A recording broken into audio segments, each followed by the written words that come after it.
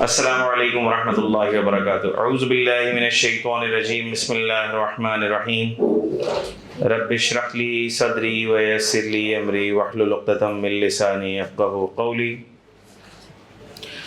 अल्लाहुम्मा सल्लि अला मुहम्मदिन नबिय्यिल उम्मी व अला आलिहि व सल्लिम तस्लीमा। अच्छा बेटा, बेसिक कॉन्सेप्ट्स अल्हम्दुलिल्लाह हमने कवर कर लिए थे। अगर किसी के कोई मिस हुआ है तो मैं उम्मीद कर रहा हूँ कि उसने फिर रिकॉर्डेड लेक्चर देखा होगा।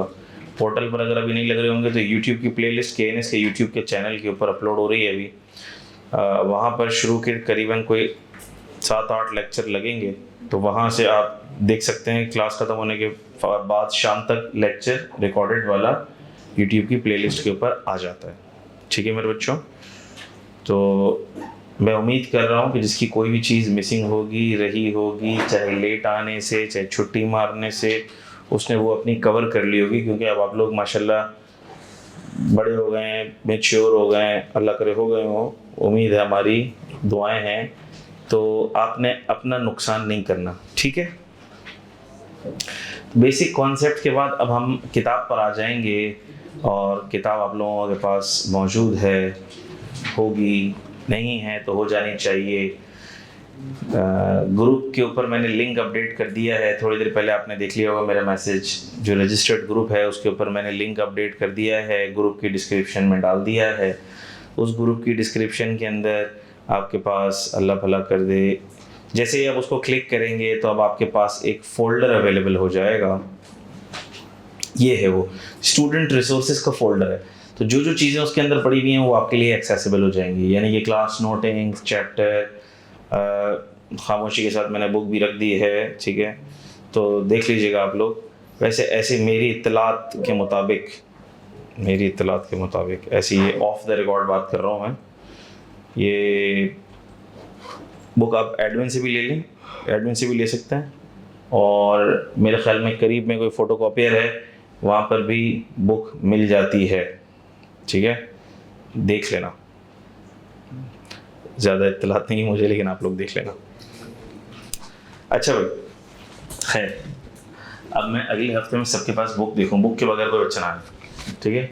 बुक होना चाहिए, रजिस्टर, कैलकुलेटर बहुत मस्ट है। और फ़ोन पे कैलकुलेशन प्लीज़ मत करो, उससे डिस्ट्रैक्शन होती है। आपके पास आपका कैलकुलेटर होना चाहिए, रजिस्टर आपके सामने होना चाहिए, बुक होनी चाहिए, ठीक है। अच्छा, तो बेटा अब हम स्टार्ट करेंगे चैप्टर नंबर 1। बेसिक कॉन्सेप्ट्स हमारे ख़त्म हो गए। अगर आप कहते हैं तो मैं क्विकली एक दफ़ा बेसिक कॉन्सेप्ट्स को, बहुत ही ज़्यादा क्विकली एक दफ़ा ज़रा मैं रिकैप कर लेता हूँ। बेसिक कॉन्सेप्ट्स जो हमने पढ़े थे मैं वो खोल लेता हूँ, और एक दफ़ा बहुत ही क्विकली इसको मैं रिकैप कर लेता हूँ। बेसिक कॉन्सेप्ट्स के अंदर हमने सबसे पहले डायरेक्ट, इसको मैं हाइड कर दूँ, सही। सबसे पहले हमने डायरेक्ट टैक्स और इनडायरेक्ट टैक्स का एक कंपैरिजन देखा। किसे कहते हैं डायरेक्ट टैक्स? वो जो इनकम पे डायरेक्टली अप्लाई होता है, जिसमें burden of tax, payment of taxes on the same person. Indirect tax जो डायरेक्टली इनकम पर तो अप्लाई नहीं होता, लेकिन ज़्यादा आपकी जेब से ही है, बर्डन एंड कंज्यूमर पर जाता है।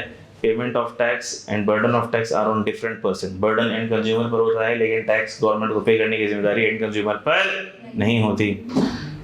Direct tax results in equitable distribution and indirect tax results in inflation. ये बात हमने कर ली थी। फिर हमने इनकम टैक्स पे बात की कि इनकम और टैक्स, इनकम टैक्स दो चीज़ों से मिलकर बना है, इनकम और टैक्स। टैक्स क्या है? Is a charge, is a levy, is a fee impose by the government. ये गवर्नमेंट ने एक चार्ज इम्पोज किया है जो कि आपके लिए बर्डन है, आपकी जेब से निकलता है, आपकी डिस्पोजेबल इनकम पे बर्डन है, लेकिन गवर्नमेंट के लिए क्या है? इनकम है, रेवेन्यू है, गवर्नमेंट की इनकम है। मैंने बताया भी था बजट के अंदर, आपको दिखाया भी था कि बजट के अंदर tax revenue, non tax revenue, तो गवर्नमेंट इसको रेवेन्यू बोलती है।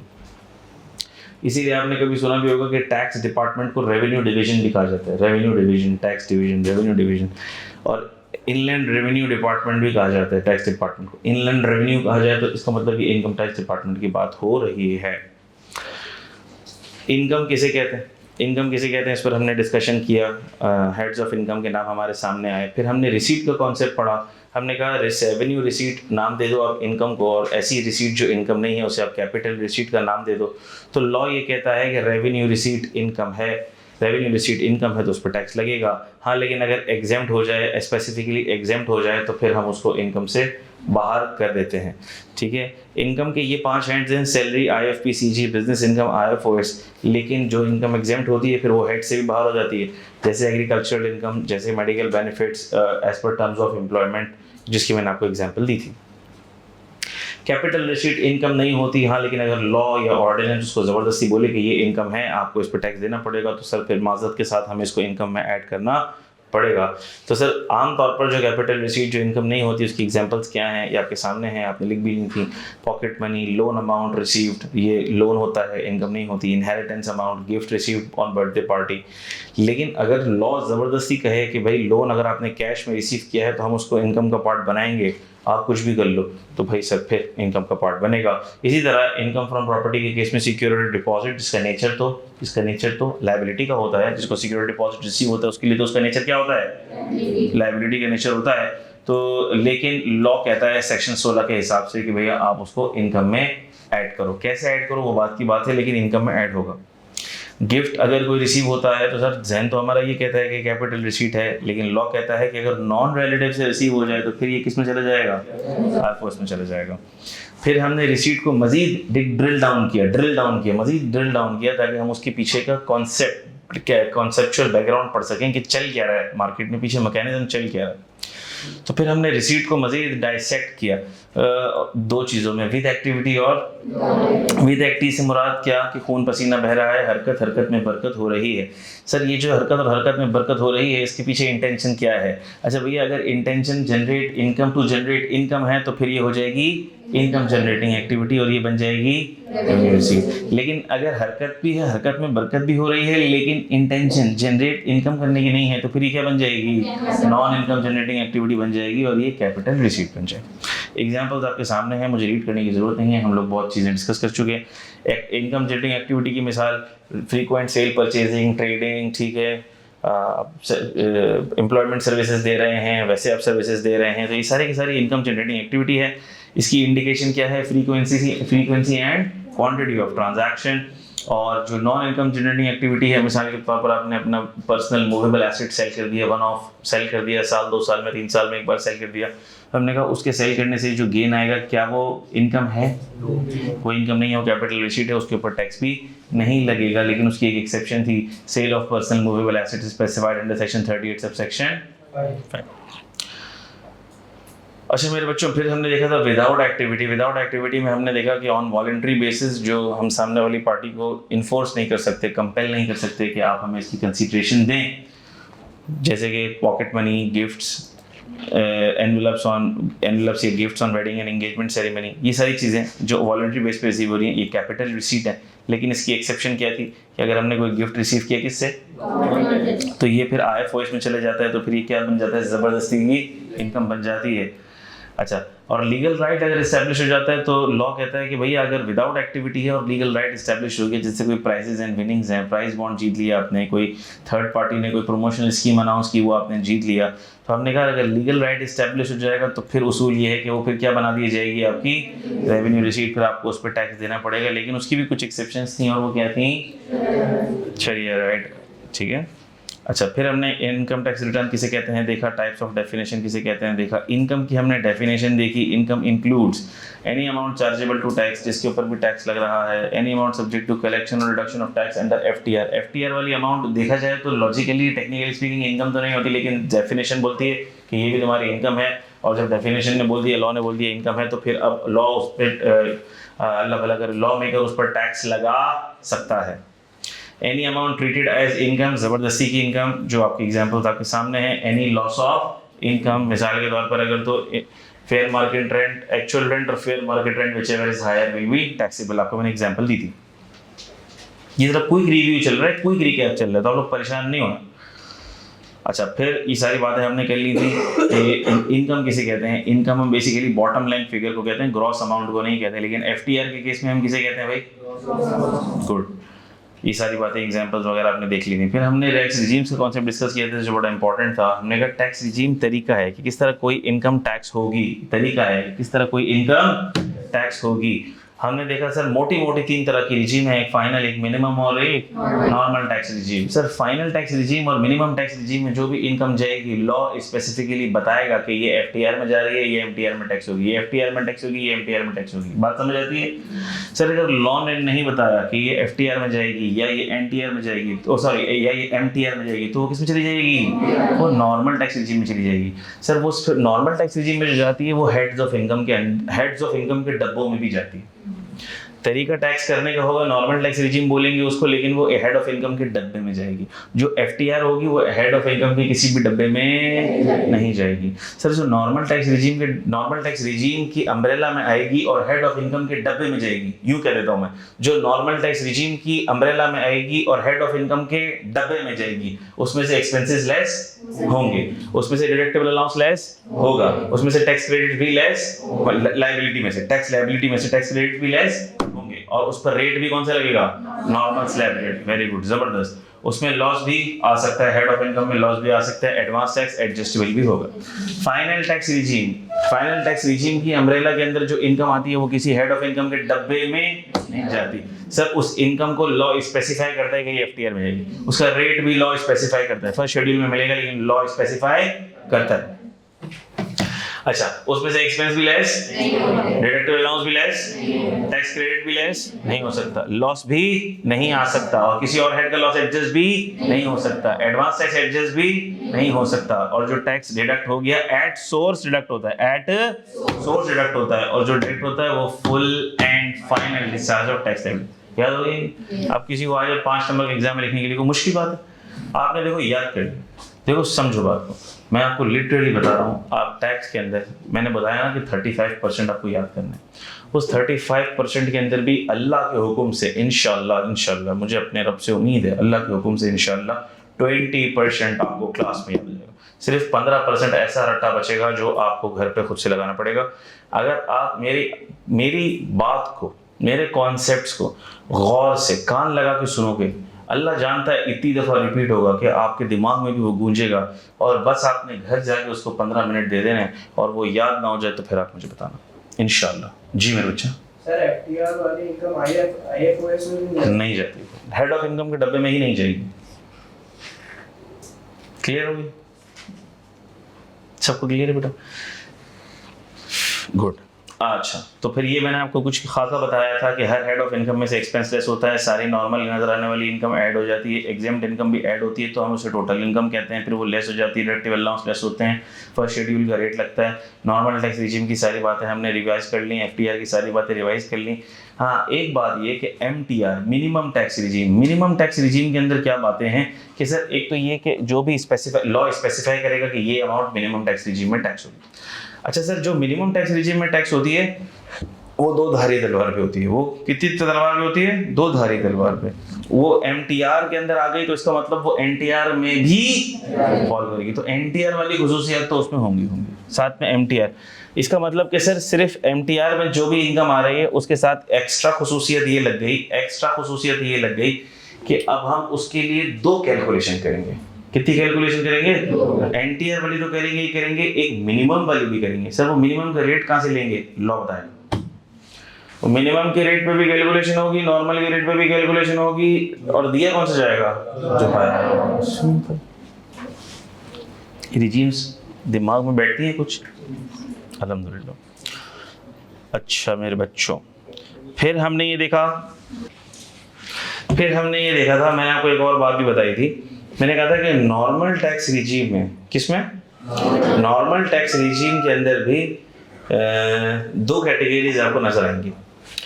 एक तो सर जो नॉर्मल स्लैब रेट्स पे टैक्स हो रही होगी, ठीक है, और एक होगी कि जिसके ऊपर रेट थोड़ा अलग लगेगा। सर ये जो रेट थोड़ा अलग लगेगा, ये जो नखरे वाली इनकम है, ये नॉर्मल टैक्स रिजीम के अंदर ही होती, उसी घर के अंदर रहेगी। हमने कहा जी उसी घर के अंदर, लेकिन ये थोड़ा सा ज़रा मगरूर भाई है इसका। अच्छा भाई, तो ये जो अलग से रेट लगता है, मेरे बच्चों ज़रा बात गौर से सुनने वाली है। ये जो अलग से रेट लगता है, हमने कहा सर ये अलग से रेट कहाँ में मिलेगा? हमें लॉ अलग से स्पेसिफाई करेगा। हेड ऑफ इनकम में तो आएगा, लेकिन टैक्सेबल इनकम में नहीं आएगा, वरना ये तो नॉर्मल स्लैब रेट में लग जाएगा, तो हमें हटाना पड़ेगा। स्पेसिफाइड एक्सपेंसेस, लॉ एक्सपेंसेस भी बताएगा कि कौन से एक्सपेंसेस ले सकते हैं, सारे लेस नहीं हो सकते। डिडक्टेबल अलाउंस और टैक्स क्रेडिट इस पे अलाउ नहीं होगा। एग्जाम्पल क्या है, golden handshake payment, capital gain on securities, समझाने का मौका और वक्त अभी नहीं।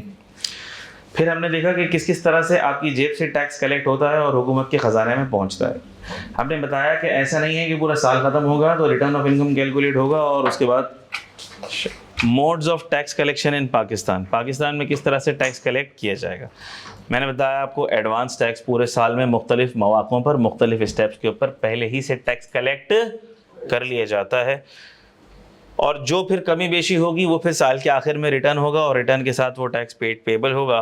और फिर ऐसा भी होगा कि अगर आपने रिटर्न में कुछ गलतियां की हैं, मसले किए हैं, तो फिर FBR उसका असेसमेंट करके उसको अमेंड भी कर सकता है या बेस्ट जजमेंट पास कर सकता है। एडवांस टैक्स में मैंने आपको बताया कि क्वार्टरली एडवांस टैक्स का भी सेक्शन है, फिर आपके एक्सपेंसेस के ऊपर भी एडवांस टैक्स कलेक्ट किया जाता है और फिर इनकम में टैक्स भी विदहोल्ड किया जाता है।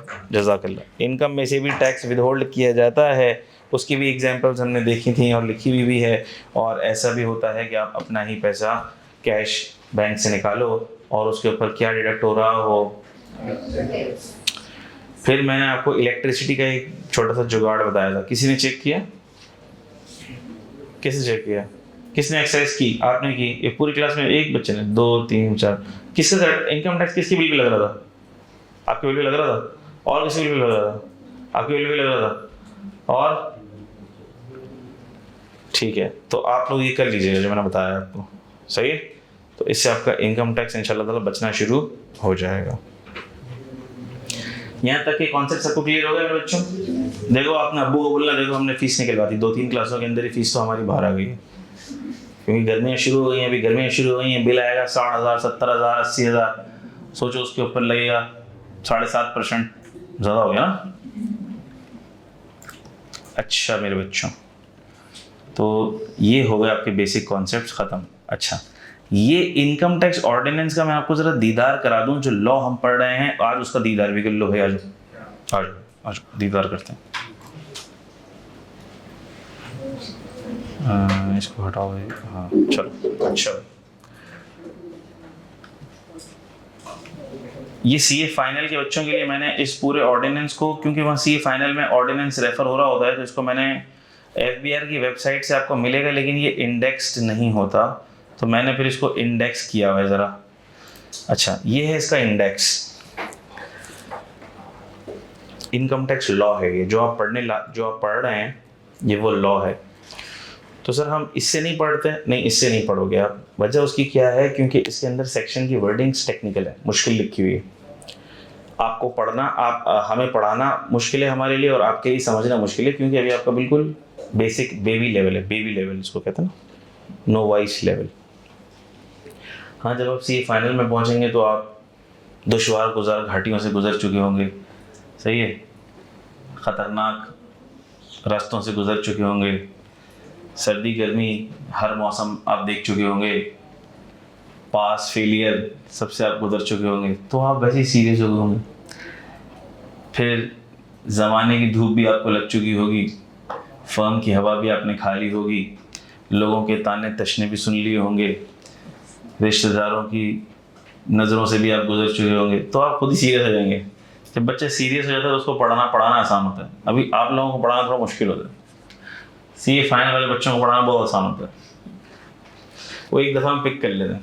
खैर अल्हम्दुलिल्लाह, अल्लाह के फजल से CA इंटर वाले भी एक ही दफ़ा पिक कर लेते हैं, लेकिन CA फाइनल वाले बहुत मेच्योर और सुलझे बच्चे होते हैं।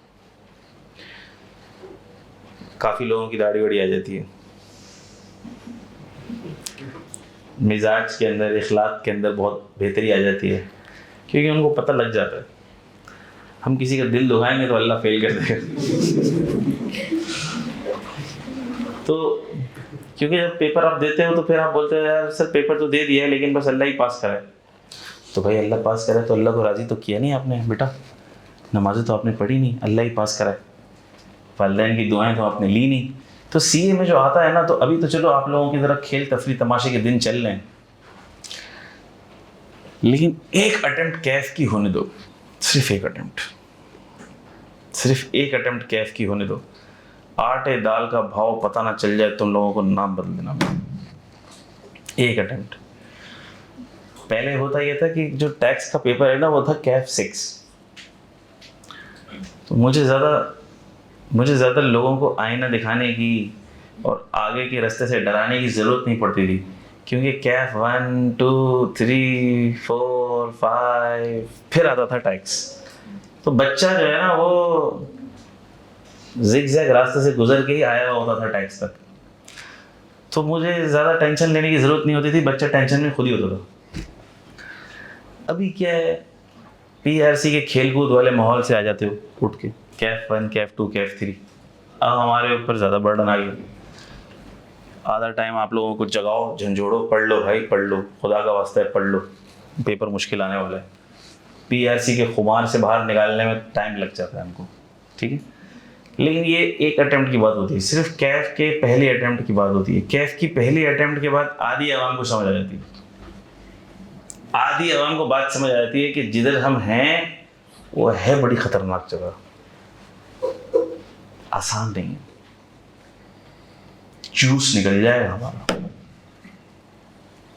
जूस निकल जाएगा हमारा, और वाकई में आपका जूस निकल जाएगा।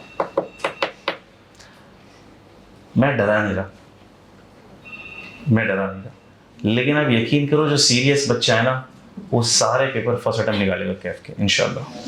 जो सीरियस बच्चा है इंशाल्लाह अल्लाह के हुक्म से। ऐसे बच्चे भी हमने देखे कि जो इंटर में 85-90% लेके आके रुल रहे हैं कैफ में। ऐसे बच्चे भी हमने देखे जिनके इंटर में 60-70% के बीच में परसेंटेज है, लेकिन उन्होंने इतना सीरियसली पढ़ा और इतना सीरियसली लिया कि भाई फिर सारे पेपर फर्स्ट अटेम्प्ट निकाले। हर तरह के बच्चे देख लिए और हर तरह के एक्सपीरियंसेस देखें बच्चों के, उनके हालात वाक़यात। आपको पता है कि फिर जब बच्चा पास होता है तो भी आता है, फेल वाला बच्चा भी फिर आता है, वो अलग से आता है। ज़रा सर आप गाइड करें क्या करें, वो फिर अपने पूरे तजर्बात बताता है। तो टीचर के पास टीचर के नॉलेज बैंक में हर तरह के बच्चों के एक्सपीरियंसेस मौजूद होते हैं। तो वो फिर मैं आप लोगों को उसी तरह से गाइड करता रहता हूँ, खैर करते रहेंगे वो हम इंशाल्लाह। तो कहने का मकसद ये है कि देखो ये वो लॉ है जो आप लोग पढ़ रहे हो। हम इस लॉ से नहीं पढ़ते हैं, हम अपनी बुक से पढ़ते हैं, हम आके आपकी बुक से पढ़ते हैं ताकि चीज़ें आपके लिए थोड़ी आसान कर दें। क्योंकि सीए फाइनल में तो ये ओपन बुक है, किताब आपके साथ होगी, रट्टा नहीं। लेकिन अभी सीए इंटर में तो ओपन बुक नहीं है ना भाई, तो याद करना है आपको। तो याद करने के लिए आपके लिए हम आसानी कर दी, तो चीज़ें हमने इजी कर दी, सिंपल कर दी, आसान कर दी, ताकि वो तो याद कर लो कम से कम। मसला ये है कि उसको भी याद करने में मौत पड़ती है आप लोगों को। तो खैर ये देखो, ये है लॉ, ये इसका टेबल ऑफ कंटेंट्स, ठीक है। अच्छा, अब ये लॉ का एक स्ट्रक्चर है, ये देखो ये सेक्शन नंबर लिखे हैं, सेक्शन नंबर 1 2 3, अल्लाह खैर करे, मैं स्क्रीन शेयर की हुई है ना, शुक्र। 1 2 3 4 4A 4B 4C, ठीक है। ये टेबल ऑफ कंटेंट्स है। अच्छा, टेबल ऑफ कंटेंट्स क्या है? एक तो ये चैप्टर्स है। इनकम टैक्स देखो किस में डिवाइडेड है? चैप्टर में। चैप्टर 2, अच्छा चैप्टर 3 देखो, चैप्टर 3 आ गया। अब चैप्टर 3 क्या है? Tax on taxable income. अब चैप्टर 3 को इन्होंने डिवाइड किया है पार्ट्स में। चैप्टर सर इसका मतलब कि मैं मिसाल दे रहा हूँ आपको, इसका मतलब कि सर चैप्टर्स के अंदर पार्ट्स हैं, किसी में है किसी में नहीं है। जो छोटे से चैप्टर है उनमें पार्ट्स की ज़रूरत नहीं है, तो पार्ट्स भी नहीं है। तो चैप्टर हैं, चैप्टर में पार्ट हैं। पार्ट देखो, part 1, part 2, part 3 tax on taxable income, part 2 head of income salary, part 3 head of income income from property, part 4 head of income business. अब हेड ऑफ इनकम जो business है ना वो शैतान की आंख की तरह लंबा है। अब देखो इस पार्ट के अंदर डिवीजन आ जाएंगे। Division 1 income from business, division 2 deduction, division 3 deduction special provisions, division 4 tax accounting. देख रहे हो? तो स्ट्रक्चर क्या बना? चैप्टर्स में पार्ट्स में डिविजन्स में सेक्शंस। ज़रूरी नहीं है हर किसी में डिविजन्स हो, हर किसी में पार्ट्स हो, डायरेक्ट चैप्टर में सेक्शंस भी हो सकते हैं। चैप्टर्स में पार्ट्स में डिविजन्स में, ये एक लॉ का स्ट्रक्चर है। अच्छा, फिर ये चैप्टर्स ख़त्म होते हैं। सर ख़त्म करते हैं जल्दी, इतने सारे हैं, टाइम लगेगा, रुक जाओ। सर सेक्शंस कितने हैं टोटल? आज आपको ये भी पता लग गया कितने टोटल सेक्शंस कितने हैं? ओहो, ये भी पता लग गया आपको। कहीं लिख लो, कोई आपसे पूछे टैक्स पढ़ रहे हो, जलील कर दे आपको, बोले यार इनकम टैक्स ऑर्डिनेंस में सेक्शन कितने, चलो ये तो बताओ। आपको पता है ना, आलिम फाजिल को अगर आपको बोल्ड करना है तो बिल्कुल बच्चों वाली चीज़ पूछ लो आप, यार इनकम टैक्स में सेक्शन कितने हैं ये तो बता दो। यार पास तो कर लिया पेपर, लेकिन ये नहीं पता सेक्शंस कितने हैं। तो आज आपको पता लग गया कितने सेक्शंस हैं भाई? 200 सेक्शंस। अच्छा, चैप्टर्स खत्म होते हैं तो क्या शुरू होते हैं, जरा देखो, शेड्यूल्स शुरू हो जाते हैं, ठीक है। अच्छा सर, शेड्यूल्स हैं कितने, एक ही दफ़ा में बता दें। देखो कितने शेड्यूल हैं, तो अगर आज के बाद आपसे कोई पूछे कि शेड्यूल्स कितने हैं, कितने शेड्यूल्स हैं? 15 शेड्यूल्स हैं। अच्छा, सेक्शंस 242 हैं, चैप्टर देखो कितने हैं, 13 हैं, 13 चैप्टर हैं, 242 सेक्शंस हैं, फिर शेड्यूल्स हैं, और शेड्यूल्स भी कितने हैं? 15 शेड्यूल्स हैं। मैंने आपको बताया था पहला शेड्यूल किसका है, मिल गया, रेट्स ऑफ टैक्स। मैं इसलिए दिखा रहा हूँ ताकि आपको यकीन हो जाए जो मैं बता रहा हूँ सच बताता हूँ, अच्छी टोपी नहीं कराता हूँ। अच्छा, फिर देखो शेड्यूल के अंदर भी क्या है, चैप्टर में भी पार्ट्स थे, और शेड्यूल के अंदर भी पार्ट्स हैं, और पार्ट्स के अंदर क्या है, वही स्ट्रक्चर शेड्यूल में भी चल रहा है, चैप्टर, पार्ट, डिवीजन, सेक्शन। और शेड्यूल में क्या चल रहा है, शेड्यूल, पार्ट्स, डिवीजन, क्लॉजेस। जो शेड्यूल में चीजें होती हैं उसको क्लॉजेस कहते हैं। Second schedule clause number this. Sir schedules के अंदर जो लिखा हुआ होता है उसको सेक्शंस नहीं बोलते, नहीं उसको क्या बोलते हैं, क्लॉज, सब क्लॉज, इस तरह से, ठीक है। तो देखो first schedule rates of tax का है, सेकंड शेड्यूल देखते हैं, सारे देखो रेट्स ही रेट्स चल रहे हैं मार्केट में, कितना लंबा शेड्यूल है, सब रेट्स ही रेट्स चल रहे हैं, कितने सारे रेट्स हैं sir, rates for tax individual, AOP, फिर company, super tax, tax on higher earning person, dividend, POD, वाला बला फला, पता नहीं कितने। आगे चलो, टैक्स के रेट्स चल रहे हैं। फिर दूसरा सबसे इंपॉर्टेंट, तो पहले शेड्यूल में तो रेट्स आ गए, कोई आपसे पूछे भैया रेट कौन से शेड्यूल में, तो आप क्या बोलोगे, जबरदस्त। फिर आपसे कोई बंदा ये पूछे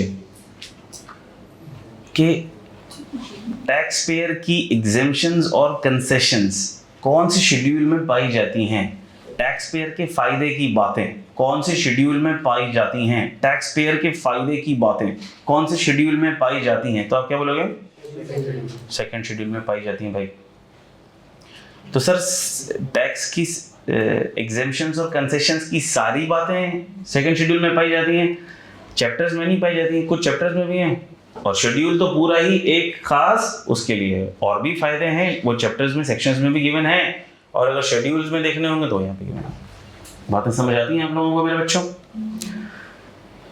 तो देखो इनकम में से क्या एग्जेम्पशंस हैं वो पार्ट 1 में है, रेट्स कहाँ कम होंगे वो पार्ट 2 में लिखा हुआ है, इसी के शेड्यूल के पार्ट्स चल रहे हैं, लायबिलिटी कहाँ कम होगी पार्ट 3 में लिखा हुआ है, किसी स्पेसिफिक प्रोविजन से एग्जेम्पशन कैसे मिलेगी, ये सारी की सारी बातें लिखी हुई हैं। अच्छा, इसके बाद फिर जब इस फायदे की चीजें खत्म होंगी तो क्या चीज शुरू हो जाएगी, थर्ड शेड्यूल शुरू हो जाएगा।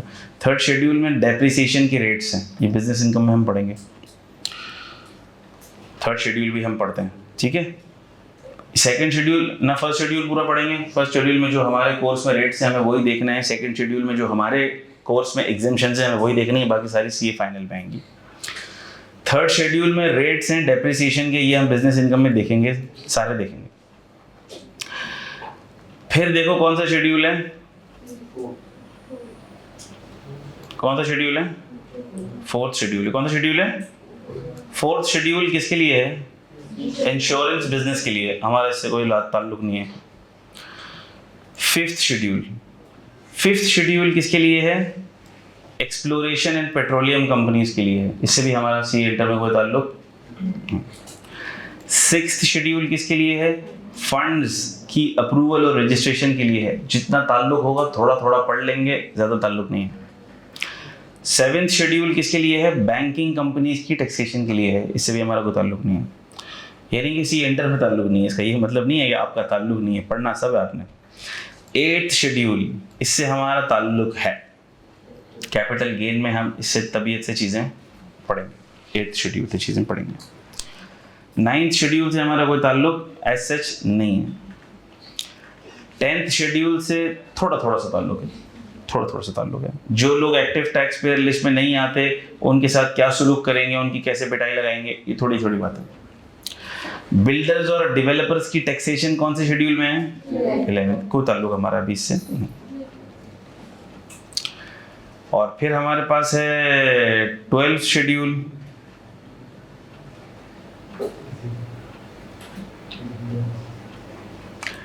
इंपोर्ट की आइटम जिसके अंदर आती हैं। एक सेकंड रुक जाओ, 12th शेड्यूल में क्या आता है, रुक जाओ।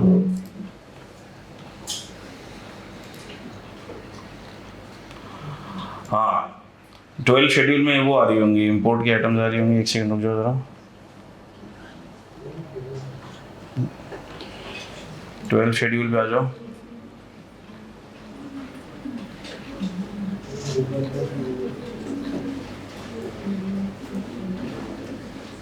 हाँ, 12th शेड्यूल में ये इंपोर्ट की आइटम्स आ रही हैं। ये सेक्शन 148 की टैक्सेशन जब आप सीए फाइनल में पढ़ेंगे ना, तो तब आपके काम की चीज़ है ये, ठीक है। तो ये भी अभी आपके काम की चीज़ नहीं है। और 13th शेड्यूल, कौन सा शेड्यूल? 13th शेड्यूल आपके काम का है। 13th शेड्यूल में क्या आता है ये आपको चैप्टर 2 में पता चलेगा। ये थोड़ा सा आपके काम का है, ये आप देखेंगे इसको। 14th शेड्यूल पहले आपके कोर्स में था, फिर आके आपने इसको निकाल दिया। तो ये आप बस सिर्फ नाम आपको पता होना चाहिए, वो भी पता नहीं होना चाहिए। तो मैं ऐसे दिखा रहा हूँ आपको कि इसमें एसएमईज की टैक्सेशन के प्रिंसिपल्स गिवन है। किसके? Small and medium enterprises. और ये 15वां शेड्यूल अभी ताज़ा इसी फाइनेंस एक्ट में आया है, थ्रेशोल्ड फॉर इकोनॉमिक ट्रांजैक्शन, ठीक है। ये भी एक थ्योरी का पोर्शन है, ये आ जाता है तो ये थ्योरी के अंदर इसका जिक्र भी आ जाएगा। तो ये बस मैंने आपको लॉ का दीदार करा दिया ताकि आप लोग परेशान ना हो। ऐसा ना हो कि आप में से किसी को नींद ना आए, सर लॉ जो पढ़ा रहे हैं सर हमने वो लॉ देखा नहीं है। लॉ दिखता कैसे है, स्ट्रक्चर क्या है उसका। आप सेक्शन बोलते रहते हैं, ये कौन सा सेक्शन है, सेक्शन किसको कह रहे हैं आप? तो बात समझ आ गई? अच्छा, अब आ जाओ, हम इसका एक और सेक्शन देखेंगे, इसलिए मैंने खोला था। ये दिखाने के लिए नहीं खोला था, तो मुझे याद आ गया तो मैंने दिखा दिया आपको इसका स्ट्रक्चर। इसका सेक्शन नंबर 4 खोलना था मुझे, तो मैंने आपको पूरा ऑर्डिनेंस घुमा दिया। 4 देखो, 4 क्या है? Tax on taxable income, tax on taxable income. अच्छा, ये सेक्शन नंबर 4 है। और ये जो सेक्शन है ये बेसिकली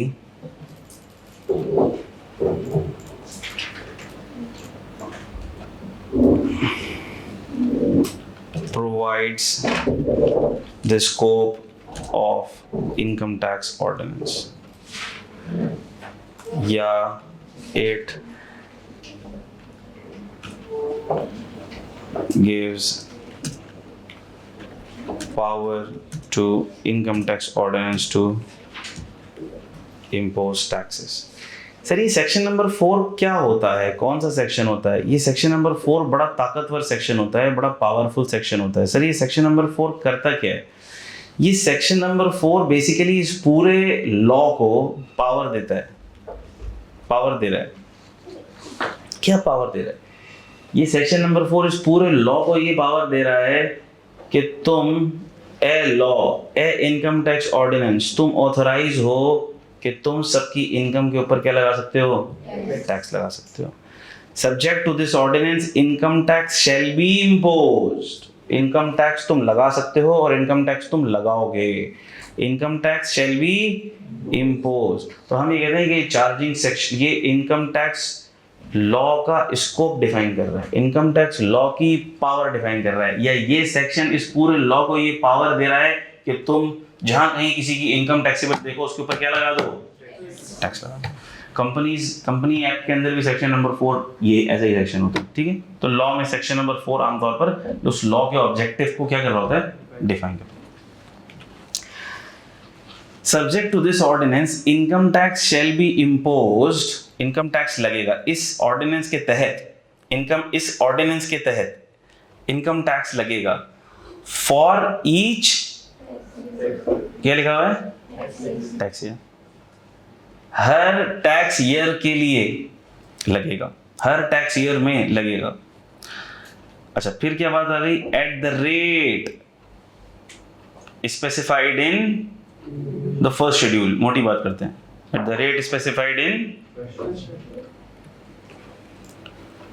रेट जो कहां मेंशन्ड है,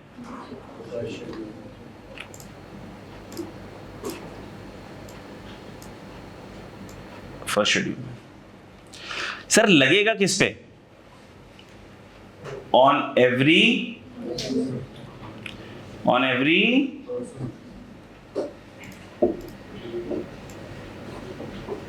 पर्सन, जिसकी होगी क्या, जिसकी होगी क्या, टैक्सेबल इनकम। अब सर मुझे इस स्कोप को समझने के लिए कितनी चीजों को समझना है, देखो जरा, मुझे इस स्कोप को समझने के लिए ये समझ आना चाहिए कि टैक्स ईयर किसे कहते हैं। सबसे पहले मुझे क्या समझ आना चाहिए, टैक्स ईयर किसे कहते हैं।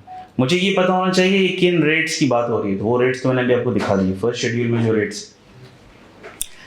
सर ये किस पर लगेगा, ऑन एवरी पर्सन, पर्सन किसे कहते हैं मुझे नहीं पता, इसमें लॉ में इसकी डेफिनेशन है, तो हमें समझना पड़ेगा कि व्हाट इज अ पर्सन, और हर उस पर्सन पर लगेगा। तो सर हर पर्सन पर लगा दें, सड़क पर चलते हुए भीख मांगने वाले के ऊपर भी टैक्स लगा दें, क्या करें।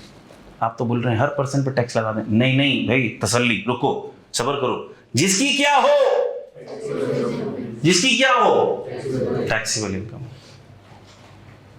हर किसी के ऊपर नहीं लगाना है, जिसकी क्या हो, टैक्सेबल इनकम हो, उसके ऊपर टैक्स लगाना है।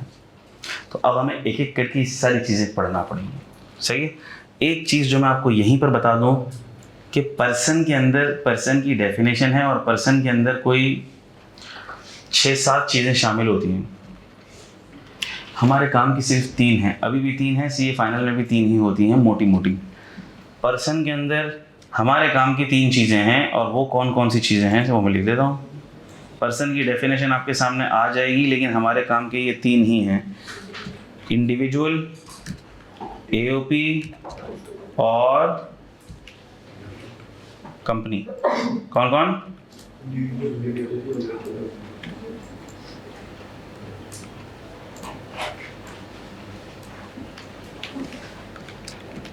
इंडिविजुअल, एओपी और कंपनी, ये 3 ही हैं जो हमारे काम के हैं।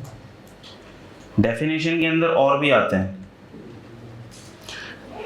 सोचने तो कौन कौन आता है, फेडरल गवर्नमेंट भी आता है,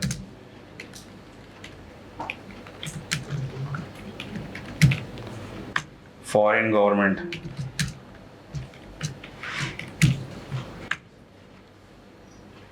political sub division of foreign government,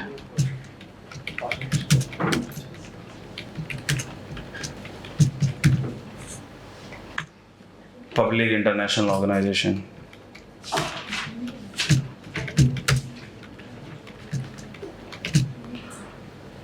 तो इंडिविजुअल, एओपी, कंपनी, कितने हो गए देखो, ये 1 2 3 4 5 6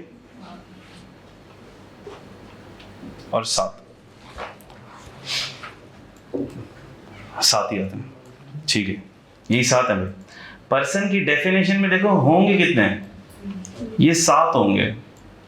अब डेफिनेशन खोल लीजिएगा, मैं खोल नहीं रहा डेफिनेशन, डेफिनेशन के अंदर ये 7 होंगे, आ जाएगी आगे definition, individual, AOP, company, federal government, foreign government, political sub division of foreign government, public international organisation.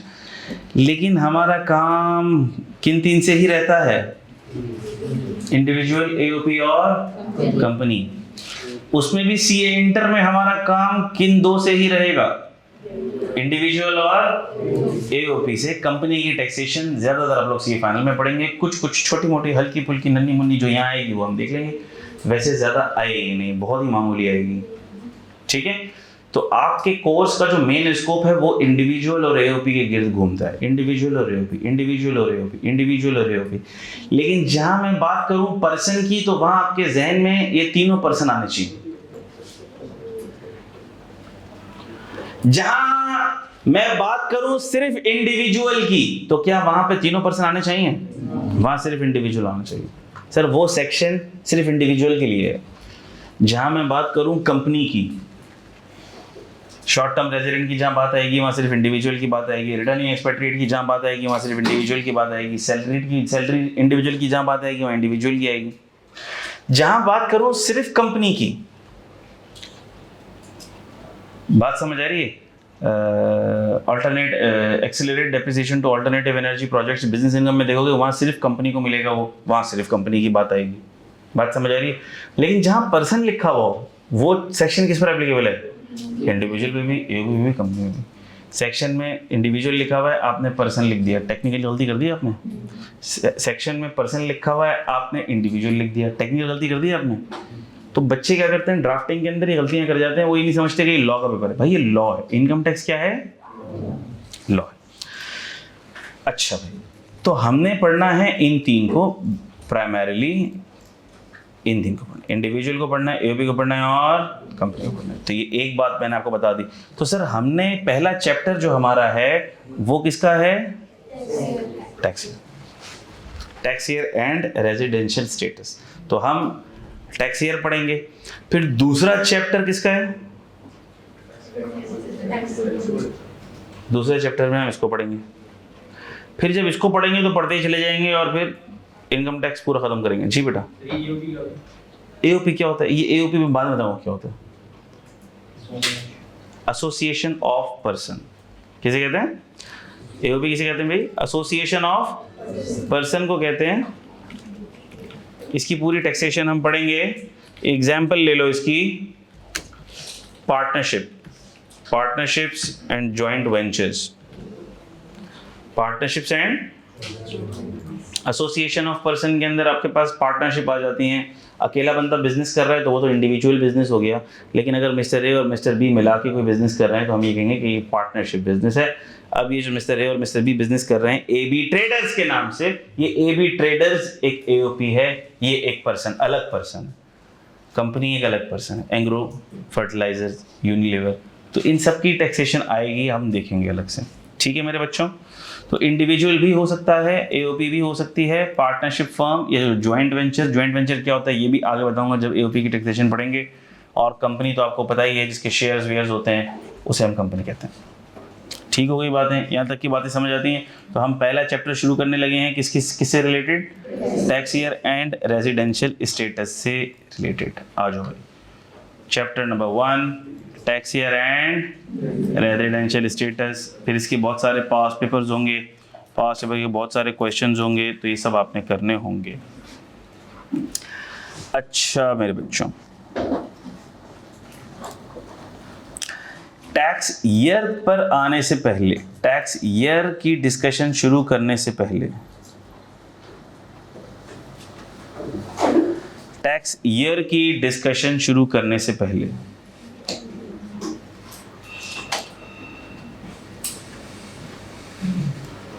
सबको नजर आ रहा बेटा? अच्छा आ जाओ, टैक्स ईयर की डिस्कशन हम शुरू कर रहे हैं। तो सबसे पहले मैंने वो सारी टर्मिनोलॉजीज लिख दी जो हमारे जहनों में किसी न किसी तरह से मौजूद है ईयर के लिहाज से। आज तक हमने ईयर के लिए क्या क्या टर्मिनोलॉजीज देखी हैं, सुनी हैं। हमने सर अकाउंटिंग ईयर का सुना है, अकाउंटिंग ईयर देखा है। अकाउंटिंग ईयर यानी कि फाइनेंशियल स्टेटमेंट पीरियड। तो आप लोगों ने जो पीआरसी में पीएनएल बनाए होंगे, बैलेंस शीट बनाई होगी, तो आपने अकाउंटिंग ईयर देखा होगा।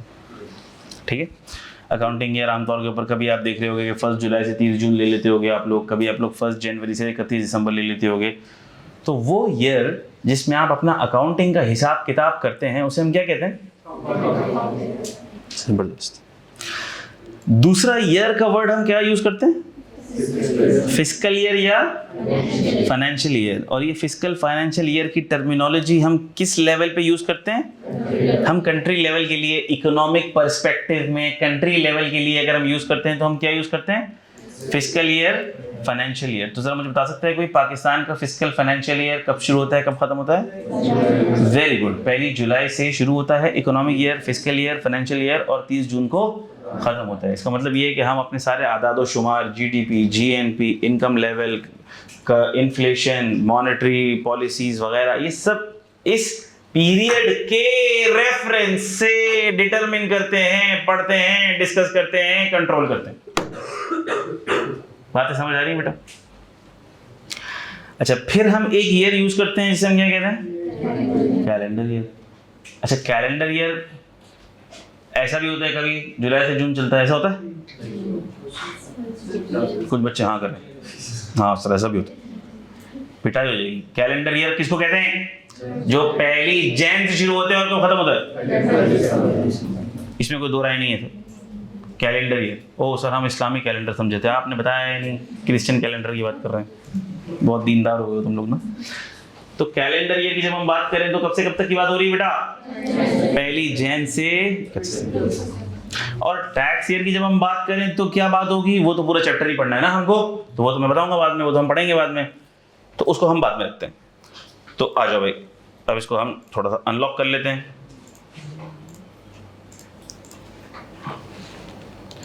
तो सर जब हम अकाउंटिंग या फाइनेंशियल स्टेटमेंट के पीरियड की बात करते हैं तो मैं मिसाल ले रहा हूँ, कोई कंपनी हो सकती है जिसमें आप कहें कि सर हिसाब किताब 1 जुलाई से 30 जून तक का बनाया हमने, 1 जैन से 31 दिसंबर तक का बनाया हमने हिसाब किताब, accounting, P&L, accounting, balance sheet, closing, हमने इस पीरियड की बनाई है, बन सकती है। तो किसी कंपनी का अकाउंटिंग ईयर जुलाई से जून भी हो सकता है, किसी का जैन से दिसंबर भी हो सकता है, और किसी का अक्टूबर से सितंबर भी हो सकता है, कोई मुमानियत नहीं है, मना नहीं। अच्छा,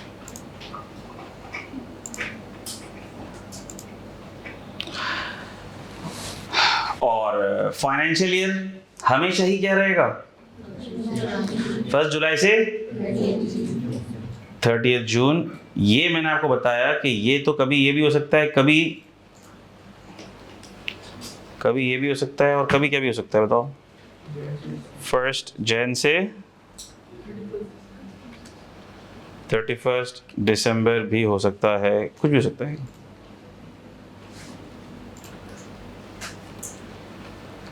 चलो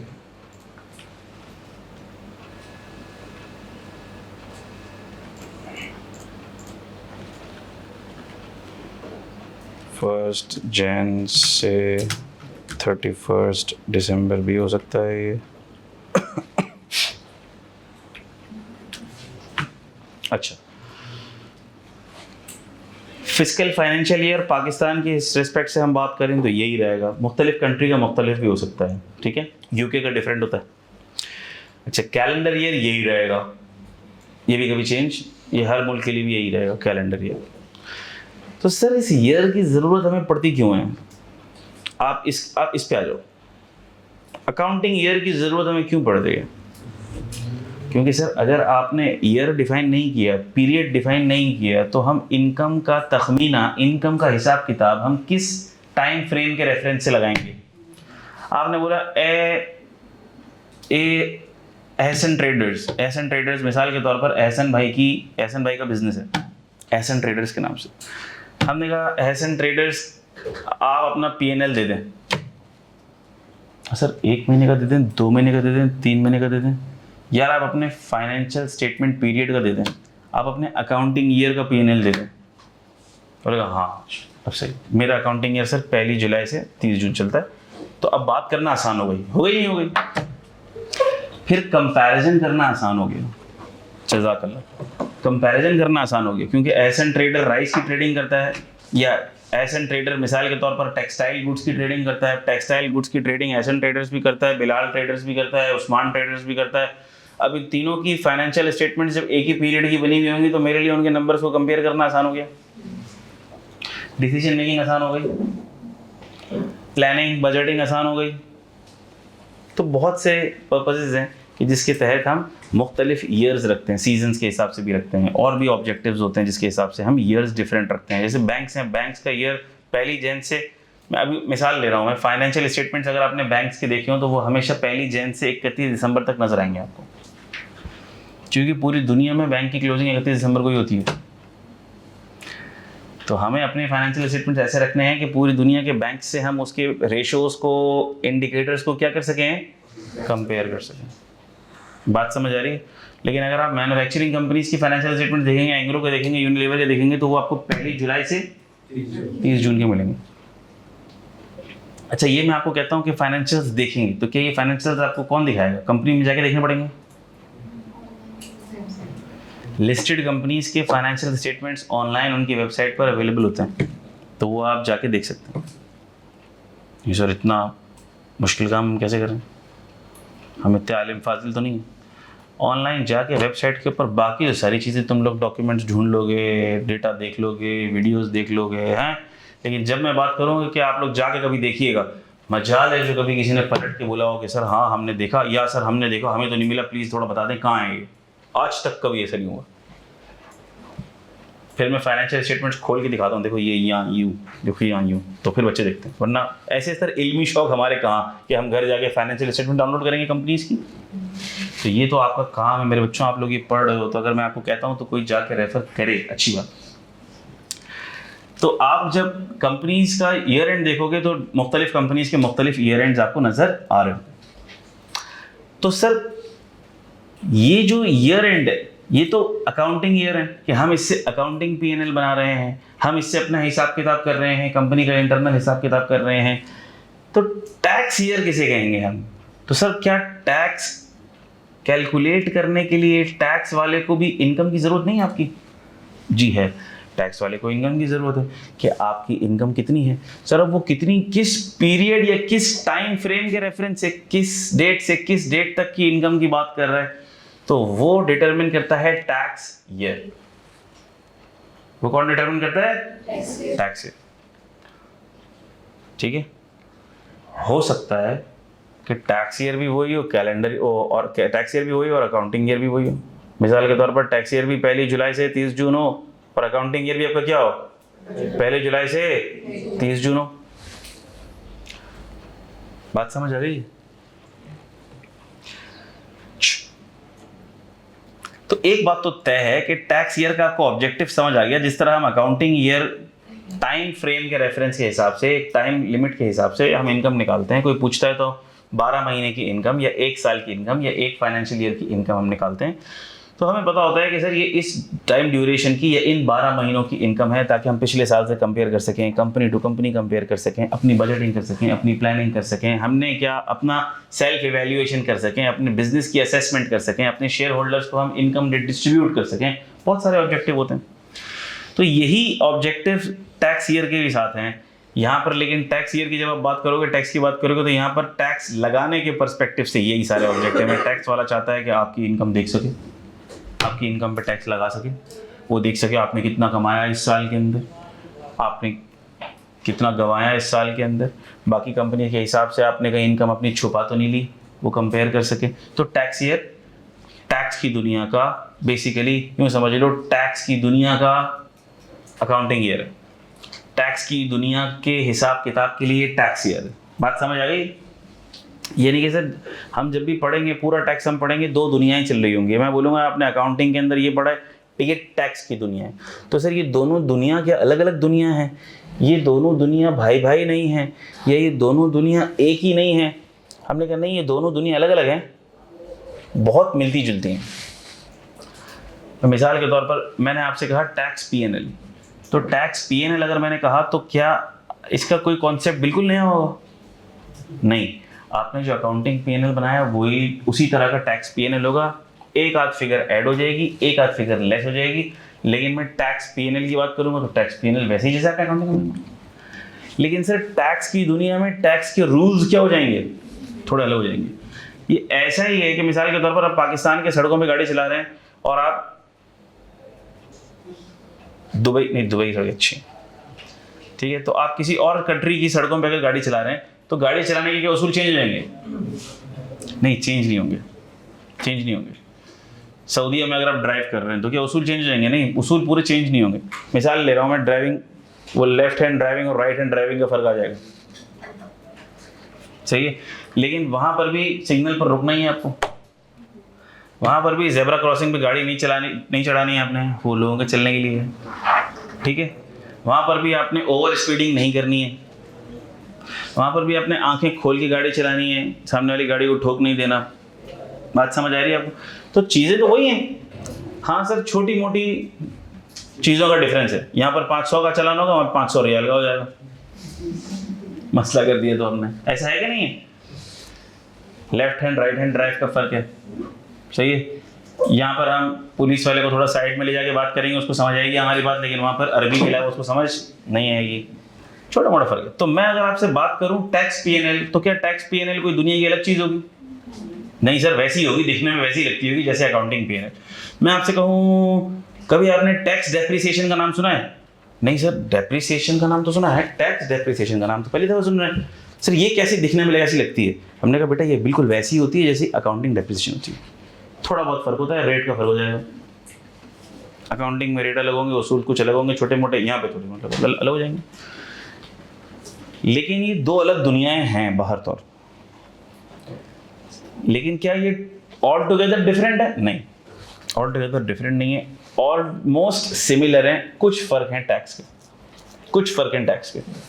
क्या है वो हम देखें। अच्छा, तो सर मकासद वही हैं, मकासद वही हैं। टैक्स ईयर, अब आ जाओ टैक्स ईयर की बात करते हैं। तो टैक्स ईयर का मतलब क्या है कि टैक्स के हिसाब किताब के लिए टैक्स के पीरियड्स हैं, टैक्स के टाइम फ्रेम्स हैं, जिसमें हम किसी भी पर्सन की टैक्सेबल इनकम को कैलकुलेट करेंगे और उसके ऊपर क्या लगाएंगे? टैक्स लगाएंगे।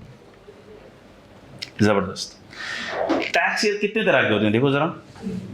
मेजरली टैक्स ईयर 3 तरह के होते हैं। जबरदस्ती हम इसको 5 तरह के भी बना सकते हैं, लेकिन सेक्शन 74 के हिसाब से 3 तरह के टैक्स ईयर होते हैं। पहला नॉर्मल टैक्स ईयर, दूसरा स्पेशल टैक्स ईयर, तीसरा ट्रांजिशनल टैक्स ईयर। ये मेन 3 तरह के टैक्स ईयर्स होते हैं सेक्शन 74 के हिसाब से। 2 और भी तरह के टैक्स ईयर आ सकते हैं, लेकिन वो सेक्शन 74 के हिसाब से नहीं है, वो अलग सेक्शन के अंदर जब आएंगे तब हम पढ़ लेंगे, अभी मैं आपको कंफ्यूज नहीं कर रहा। तो मैं आपसे पूछूं सेक्शन 74 के हिसाब से कितने टैक्स ईयर्स हैं? तो 3 तरह के टैक्स ईयर्स हैं, normal tax year, special tax year और पहले पे आ जाओ नॉर्मल टैक्स ईयर पे। ये तो नाम से ही क्या लग रहा है? नॉर्मल लग रहा है। ये नाम से ही क्या लग रहा है? नॉर्मल लग रहा है। और नॉर्मल टैक्स ईयर की अगर हम बात करें तो सर इसको नॉर्मल क्यों कहा जाता है? इसको नॉर्मल क्यों कहा जाता है? इसलिए कहा जाता है क्योंकि ये कंट्री के फिस्कल और फाइनेंशियल ईयर से मेल खाता है। देखो कंट्री का फिस्कल फाइनेंशियल ईयर भी 1 जुलाई से शुरू हो रहा है और 30 जून पे खत्म हो रहा है। इसका मतलब कि सर अगर किसी का टैक्स ईयर 1 जुलाई से शुरू होकर 30 जून पर खत्म हो तो हम उसे कहेंगे कि आपका टैक्स ईयर तो नॉर्मल टैक्स ईयर है। मिसाल ले रहा हूँ, मेरा tax year normal tax year है, आपका tax year normal tax year है, ज़्यादातर कंपनीज का tax year normal tax year है। तो उसको हम नॉर्मल कह ही क्यों रहे हैं? इसलिए कह रहे हैं क्योंकि ये वो नॉर्मल टैक्स ईयर कंट्री के पीरियड के साथ कॉरेस्पॉन्ड कर रहा है। कंट्री का भी इकोनॉमिक साइकिल 1 जुलाई से 30 जून चलता है और हम आपका हिसाब किताब भी किस डेट से ही मांगेंगे, किस टाइम रेफरेंस से ही मांगेंगे? 1 जुलाई से 30 जून मांगेंगे। तो हम कह रहे हैं कि आपका भी नॉर्मल टैक्स ईयर है। भाई आपका भी नॉर्मल टैक्स ईयर है, आपका भी नॉर्मल टैक्स ईयर है, मेरा भी नॉर्मल टैक्स ईयर है, आपका भी नॉर्मल टैक्स ईयर है, ज़्यादातर कंपनीज का normal tax year. Special tax year नाम से ही जाहिर है सर ये सबका नहीं होगा, ये स्पेशल है। क्यों, कब, कैसे होगा, बात करते हैं इसके ऊपर। आ रही है बात, पहले हम नॉर्मल टैक्स ईयर ढंग से समझ लें, फिर स्पेशल की भी बात करेंगे। और फिर ट्रांजिशनल है, वो एक अलग मखलूक है, उसको हम बाद में समझाएंगे। तो पहले हम अपनी डिस्कशन का आगाज किधर से करेंगे भाई? नॉर्मल टैक्स ईयर से करेंगे। और नॉर्मल टैक्स ईयर से आगाज करने से पहले मैं कुछ आपको प्रोसेस समझाना चाहता हूँ। तो पहले आप मुझे बताएं कि क्या ये स्क्रीन आपको पूरी नजर आ रही है? जी नजर आ रही है, जबरदस्त। अच्छा भाई बहुत गौर से सुनिएगा, बेसिक कॉन्सेप्ट है ना, फाउंडेशन जितनी स्ट्रांग होगी आगे बिल्डिंग खड़ी करने में उतना मजा आएगा। इसकी बात कर रहा हूं मैं। क्या ये आपको ब्लू कलर से नजर आ रहा है? गुड। कब से शुरू हो रहा है ये? 1 जुलाई। खत्म कब हो रहा है? 30 जून 2025। शुरू किस में हो रहा है? 24। खत्म किस में हो रहा है? 25। सर एक बात तो तय है कि हम इसे कहेंगे क्या? ये बात तो तय है। तो ये नॉर्मल टैक्स ईयर। अब नॉर्मल टैक्स ईयर सोच रहा है कि मैं अगर सिर्फ नॉर्मल टैक्स ईयर कह दूं तो ये कौन सा नॉर्मल टैक्स ईयर हुआ? सर ये शुरू 24 में हो रहा है, खत्म 25 में हो रहा है, इसको नाम क्या दें? 24 का नाम दें, 25 का नाम दें? हमने कहा आप इसको वो नाम दें जिस साल के अंदर ये खत्म हो रहा है। उसूल समझ गए? तो अब अगर मैं आपसे कहूं नॉर्मल टैक्स ईयर 2025, तो मैं किस टैक्स ईयर की बात कर रहा हूं जो कहां से शुरू हो रहा है? 1 जुलाई और खत्म कहां हो रहा है? ऑटोमेटिक बात हो गई, समझ आ गई बात? यानी मुझे ये बोलने की जरूरत नहीं नॉर्मल टैक्स ईयर 24-25, मैंने बोल दिया नॉर्मल टैक्स ईयर 2025। तो अब ये अंडरस्टूड बात हो गई कि मैं कौन से टैक्स ईयर की बात कर रहा हूं जो शुरू कहां से हो रहा है और खत्म कहां हो रहा है। ये वाला देखो जरा, इसे मैं क्या कहूंगा? इसे नाम क्या दूंगा मैं? ये जो मैंने सर्कल किया एरिया, रेड सर्कल पॉइंटर से, इसे मैं नाम क्या दूंगा मेरे बच्चों? क्यों? क्योंकि ये 2026 में एंड हो रहा है। इसका मतलब नॉर्मल टैक्स ईयर की डेफिनेशन तुमने याद कर ली क्या? सर नॉर्मल टैक्स ईयर 12 महीनों का टैक्स ईयर है। कितने महीनों का है? 12 महीने। इसमें महीने कितने होंगे पूरे? 12। एक बार शुरू कब से होगा? 1 जुलाई से। खत्म कब होगा? और उसको नाम कौन सा दिया जाएगा जिसमें वो खत्म हो रहा है, जिसमें वो एंड हो रहा है? लो भाई नॉर्मल टैक्स ईयर की डेफिनेशन आपको याद हो गई, बा खत्म। तो सर नॉर्मल टैक्स ईयर वो टैक्स ईयर है beginning from 1 July. Normal tax year है 12 months period starting from ending on and is denoted by the reference of the calendar year in which the normal tax year end falls। Definition याद हो गई? कितनी आसान है। तो मैं कह रहा हूं अगर आप गौर से सुनेंगे तो आपको डेफिनेशंस भी याद हो जाएंगी इंशाल्लाह। तो अब देखो normal tax year 25, normal tax year 26 और उसके बाद फिर 12 महीने का साल होगा तो उसको क्या कह देंगे? नॉर्मल टैक्स ईयर 27 कह देंगे। हर साल जैसे ही जुलाई करीब आने वाला होता है, यानी कि जून खत्म होने वाला होता है, यानी कि कंट्री का फिस्कल ईयर एंड खत्म होने वाला होता है, यानी कि टैक्स ईयर खत्म होने वाला होता है, तो होता क्या है? देखो मिसाल ले रहा हूं मैं, जब 30 जून 25 पिछला साल खत्म हो रहा होगा, देखो मैंने डॉट्स लगाए हैं छोटे छोटे से, नजर आ रहा है आपको? तो देखो होता क्या है कि जैसे ही ये खत्म होने वाला होता है, जून आ रहा होता है, तो जून जब खत्म हो रहा होता है और नया साल शुरू होने वाला होता है तो एक प्रोसेस चलता है और नेशनल असेंबली में क्या प्रेजेंट होता है? बजट। वो अगले साल के लिए होगा, पिछले साल के लिए होगा? प्लानिंग अगले साल की करेंगे ना सर, पिछले साल की कैसे करेंगे? बजट पहले बनेगा ना। घर का खर्चा जैसे महीने शुरू होता है तो अब्बा बोलते हैं अम्मा को बजट के अंदर चलाना है पूरे घर का खर्चा, ऐसा ही है ना। तो बजट आगे वाले महीने के लिए होता है ना, पिछले वाले महीने का तो खर्चा आउट हो चुका है, तभी अब्बा गुस्से में है कि नहीं? तो आपको बोल रहे भैया बजट ये आगे के महीने का बजट, ये पिछले महीने आपको बजट जो दिया था वो आपने 10,000 रुपये से आउट कर दिया, अब अगले महीने का बजट इतना, इसी में घर के खर्चे पूरे। तो इसी तरह जो मुल्क है, मुल्क भी बजट बना रहा है, कंट्री बजट बना रही है, नेशनल असेंबली बजट बना रही है, आपकी एक्टिंग गवर्नमेंट बजट बना रही है, और वो बजट बनाएगी जून पे खड़े होके कौन से टैक्स ईयर के लिए? गुड।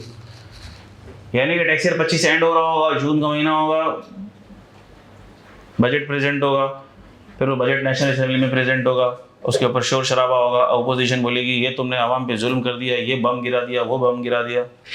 हालांकि हर हुकूमत अपने दौर में खुद भले जितने बम गिरा दिए, सही है, ये इनका काम। लड़ाई झगड़ा होगा, ये आपने इतना टैक्स क्यों बढ़ा दिया, ये आपने आवाम पे जुल्म कर दिया, ठीक है भाई, फिर बैठेंगे, बातचीत होगी और फिर फाइनल हो जाएंगी, रिकमेंडेशंस फाइनल हो जाएंगी और वो लॉ की सूरत इख्तियार कर लेंगी, लॉ की शक्ल इख्तियार कर लेंगी। और जब ये बजट लॉ की शक्ल इख्तियार करता है तो हम इसे क्या कहते हैं? ये क्या बन गया? फाइनेंस एक्ट बन गया। क्या बन गया? फाइनेंस एक्ट आ गया। क्या आ गया? फाइनेंस एक्ट आ गया। और मिसाल और अगर मैं आपसे कहूँ फाइनेंस एक्ट 2025 आ गया। क्या आ गया? Finance act 2025, finance act 2025, finance act 2025। तो इसका मतलब ये है कि ये वो फाइनेंस एक्ट है जो आया कैलेंडर ईयर 25 में है, लेकिन वो एप्लीकेबल कौन से टैक्स ईयर के लिए है, ये याद रखिएगा। बात समझ आती? मिसाल ले रहा हूं मैं सर, ये जो बजट आया, फाइनेंस एक्ट 2025 आया, हम फाइनेंस बिल आया, पहले हम कहते हैं कि फाइनेंस बिल आता है। क्या आता है? फाइनेंस बिल बजट की फॉर्म के अंदर आता है, फिर वो अप्रूव हो जाता है, लॉ का पार्ट बन जाता है, तो वो फाइनेंस एक्ट बन जाता है। अच्छा, फाइनेंस एक्ट जब आ जाता है तो वो क्या करता है, वो इनकम टैक्स ऑर्डिनेंस में चेंजेस कर देता है। वो फाइनेंस एक्ट फिर किस में चेंज कर देता है? इनकम टैक्स ऑर्डिनेंस में चेंज कर देता है। मिसाल लेता हूँ मैं बजट में ये आया कि जो बैंक प्रॉफिट है, जो इंटरेस्ट इनकम है, इंटरेस्ट इनकम के ऊपर रेट, बैंक से जो इंटरेस्ट मिल रहा है उसके ऊपर रेट 15 से बढ़ा के कितना कर दिया जाए? 20 कर दिया जाए। जो हुआ था आपके सामने की बात है, 20 हो गया। पहले 15 था, अब 20 हो गया, 20 चल रहा है। तो ये पिछले बजट के अंदर आया कि भाई इंटरेस्ट रेट कितने से बढ़ा के कितना कर दिया जाए? 15 से बढ़ा के 20 कर दिया जाए। जब वो बजट फाइनल हुआ तो लॉ की शक्ल इख्तियार कर गया, फाइनेंस एक्ट बन गया। एक डॉक्यूमेंट वेबसाइट पे, एफबीआर की वेबसाइट पे जाना और लिखना फाइनेंस एक्ट 2025, आपको मिल जाएगा। वो एक डॉक्यूमेंट होगा, 60, 70, 80 पेज का डॉक्यूमेंट होगा। उस फाइनेंस एक्ट ने फिर क्या किया, इनकम टैक्स ऑर्डिनेंस में जाके तब्दीली कर दी। और इनकम टैक्स, और ये लॉ का हिस्सा है, ये लॉ ही है, क्योंकि ये इनकम टैक्स ऑर्डिनेंस का पार्ट बन जाएगा। फिर जो जो रेट की चेंजेस हमने इसके अंदर मेंशन की होंगी, फिर वो नाफिजुल अमल हो जाएंगी और इनकम टैक्स ऑर्डिनेंस के फर्स्ट शेड्यूल में फिर वो रेट अपडेट हो जाएंगे। यानी इसका मतलब ये है सर कि ये लॉ पास हो गया और इसने इनकम टैक्स ऑर्डिनेंस को चेंज कर दिया, अपडेट कर दिया। अब ये लॉ एप्लीकेबल है, रिवाइज्ड लॉ एप्लीकेबल। यानी पिछले साल में इंटरेस्ट पर 15% लग रहा था और अब इस पूरे साल में, किस पूरे साल में, 26 के अंदर इंटरेस्ट रेट पर टैक्स कितना लगेगा? 20% लगेगा। क्या बात समझ आ रही है आपको? अब सर ये जो चेंज हुआ, ये पिछले साल पे तो नहीं लगेगा? नहीं, जिस टैक्स ईयर के साथ क्या लिखा हुआ होगा, जिस भी टैक्स ईयर के साथ क्या लिखा हुआ होगा, 26। क्योंकि फाइनेंस एक्ट अगर 25 है तो उसमें जो चेंजेस आई हैं वो कौन से टैक्स ईयर के लिए होंगी? 26 के लिए होंगी। सर अगर फाइनेंस एक्ट 25 के थ्रू चेंजेस आई हैं तो वो कौन से टैक्स ईयर के लिए नाफिजुल अमल होंगी? 26। याद रहेगा। और ये फाइनेंस एक्ट सर यहाँ पे कहीं पास हो जाता है 1 जुलाई से पहले पहले, या 1 जुलाई तक पास हो जाता है, या 1 जुलाई से पहले पहले पास हो जाता है, 30 जून तक अप्रूव हो जाता है। या इस दफ़ा ले दे हो गई थी तो 3-4 जुलाई पे अप्रूव हुआ था, पिछला वाला बहसबाजी चल रही थी, डेलिब्रेशंस चल रही थी। वरना आमतौर पर 30 जून तक ही क्या हो जाता है, अप्रूव हो जाता है। 1 जुलाई से ये इम्प्लीमेंटेशन में आ जाता है, 30 जून तक हो जाता है। बात समझ आ गई? तो मैं आपसे कहूँ फाइनेंस एक्ट 2025 किस टैक्स ईयर के लिए एप्लीकेबल है? 2026 के लिए एप्लीकेबल है। बात समझ आ गई आपको? यानी कि अगर फाइनेंस एक्ट 25 के अंदर जो इंटरेस्ट इनकम के रेट्स बढ़ गए, अब वो किस ईयर के लिए एप्लीकेबल होंगे? इस साल के लिए। ये बात सबकी दिमागों में बैठती है? ज़बरदस्त। तो आओ पहले इसकी हम डेफिनेशन पढ़ लेते हैं चैप्टर से और फिर हम जिंदगी में आगे बढ़ते हैं। Tax year, as per section 74, there are 3 kinds of tax years as stipulated in section number 74 of the income tax ordinance. Normal tax year, special tax year, and normal tax year is a period of 12 months ending on 30th day of June and is denoted by the calendar year in which the said date falls. For the year ending 30 June 25, the tax year shall be, सबको याद है बेटा? हो गया यार? Clear हो गया? तो अब अगर मैं आपसे, अब चूंकि देखो हम लोग चैप्टर पर आ गए ना, डेफिनेशंस भी आएंगी, कॉन्सेप्ट्स भी आएंगे, तो अब जो भी मैं पढ़ाऊंगा ना उसके बाद ऐसे शानदार बच्चे होते हैं, मखलूक ऐसी हर अटेम्प्ट में पाई जाती है वक्तन फ़वक्तन मुझसे पूछ रही होगी वो, सर क्या ये याद करना है, सर ये जो आपने पढ़ा दिया है सर क्या इसको याद करना है। इतने टेक्निकल सवाल आप लोग पूछते हैं कि मैं क्लीन बोल्ड हो जाता हूँ, मेरे पास कोई जवाब नहीं होता। मतलब अगर मैं पढ़ा रहा हूँ तो किस लिए पढ़ा रहा हूँ, ऐसे मजाक करने के लिए पढ़ा रहा हूँ? हाँ, एंटरटेनमेंट के लिए पढ़ रहे हैं हम लोग यहाँ पे। भाई मैं इसीलिए पढ़ा रहा हूँ कि जो मैंने पढ़ा दिया वो आपने घर जाके याद करना है। अभी मुझसे पूछना नहीं है हर क्लास में, सर ये भी याद करना है, जी सर आपने ये भी पढ़ाया था, सर ये भी करना था याद, सर ये रूल भी याद करना है। अरे मेरे बच्चों, अब मैं जो भी पढ़ा रहा हूँ आपने याद करना है, मुझसे पूछना नहीं है। बल्कि अब जो भी मैं पढ़ाऊंगा अगली क्लास में ये एक्सपेक्ट करूंगा कि वो पिछली क्लास वाला आप याद करके आए हैं। मैं इसीलिए कह रहा हूँ कि अगर आपने गौर से सुना तो याद हो जाएगा, घर जाओगे पढ़ोगे पक्का हो जाएगा, याद हो गया। अब मैं मिसाल के तौर पर अगली क्लास में किसी से बोलूँ भैया नॉर्मल टैक्सेर की डेफिनेशन सुना दो मुझे, तो अब मैं चाहता ये हूँ आइडियली कि वो बच्चा मुझे अंग्रेजी जुबान में डेफिनेशन सुनाए। कौन सी जुबान में सुनाए? उर्दू जुबान में ना सुनाए। बात समझ आ रही है? और अंग्रेजी जुबान में, अब सर यही वर्ड टू वर्ड याद करना है, सर ये बता दें क्या वर्ड टू वर्ड याद करना है? तो मेरे बच्चों पहली बात तो ये कि मैंने आपको पहले ही बता दिया कि ये लॉ की वर्डिंग्स नहीं है, आसान है। लॉ की वर्डिंग्स भी मुश्किल थी, बुक की वर्डिंग्स भी मुश्किल थी, मैंने वर्डिंग्स और आपके लिए आसान कर दी। अब मैं इससे ज़्यादा क्या आसान कर सकता हूँ? जितनी हो सकती थी वो हो गई। फिर भी आप जब इसको याद करेंगे, सुनिएगा, जब आप कोई भी चीज़ याद करते हैं ना तो उसके अंदर ऐसा नहीं होता कि आप जिन के बच्चे तो हैं नहीं कि आपको हर चीज़ एक एक लफ्ज़ डॉट आ दा के साथ याद जाएगी। वो जब आप लिखने बैठेंगे ना तो वो आगे पीछे ऊपर नीचे आप अपनी अंग्रेजी का तड़का उसमें डाल ही देंगे। तो पहले स्टेप पर आप याद करें ताकि जो आप उसमें अपनी अंग्रेजी मिक्स करके लिखेंगे उसमें इसके एलिमेंट्स हों, लॉ की टर्मिनोलॉजीज, लॉ का सीक्वेंस, लॉ की वर्डिंग्स वो नजर आ रही हो कि ये बच्चा पढ़ा लिखा बच्चा है, ये लॉ लिख रहा है, कचरा नहीं लिख रहा। तो वो कुछ चेंज हो जाएगा, आगे पीछे हो जाएगा, उसमें अंग्रेजी भी आ जाएगी, उसके मार्क्स भी नहीं कटेंगे। लेकिन आपने याद किया होगा तो ढंग का कुछ लिख पाओगे। लेकिन अगर आपने याद ही नहीं किया, इसको रीडर्स डाइजेस्ट की तरह आपने रीड किया है, तो मुझे ये बताओ कि जब लिखने की बारी आएगी तो आपके लिखने का, ड्राफ्टिंग का क्या लेवल होगा? कचरा लेवल होगा आपके ड्राफ्टिंग का। तो अगर मैं आपको मिसाल ले रहा हूँ, मैं चेंज इन टैक्स यार आपको समझाऊंगा, बिल्कुल इजी करके समझा दूंगा मैं, लेकिन मैं ये चाहूंगा कि जो बच्चा ये याद करे वो इस पूरे को याद करे भाई,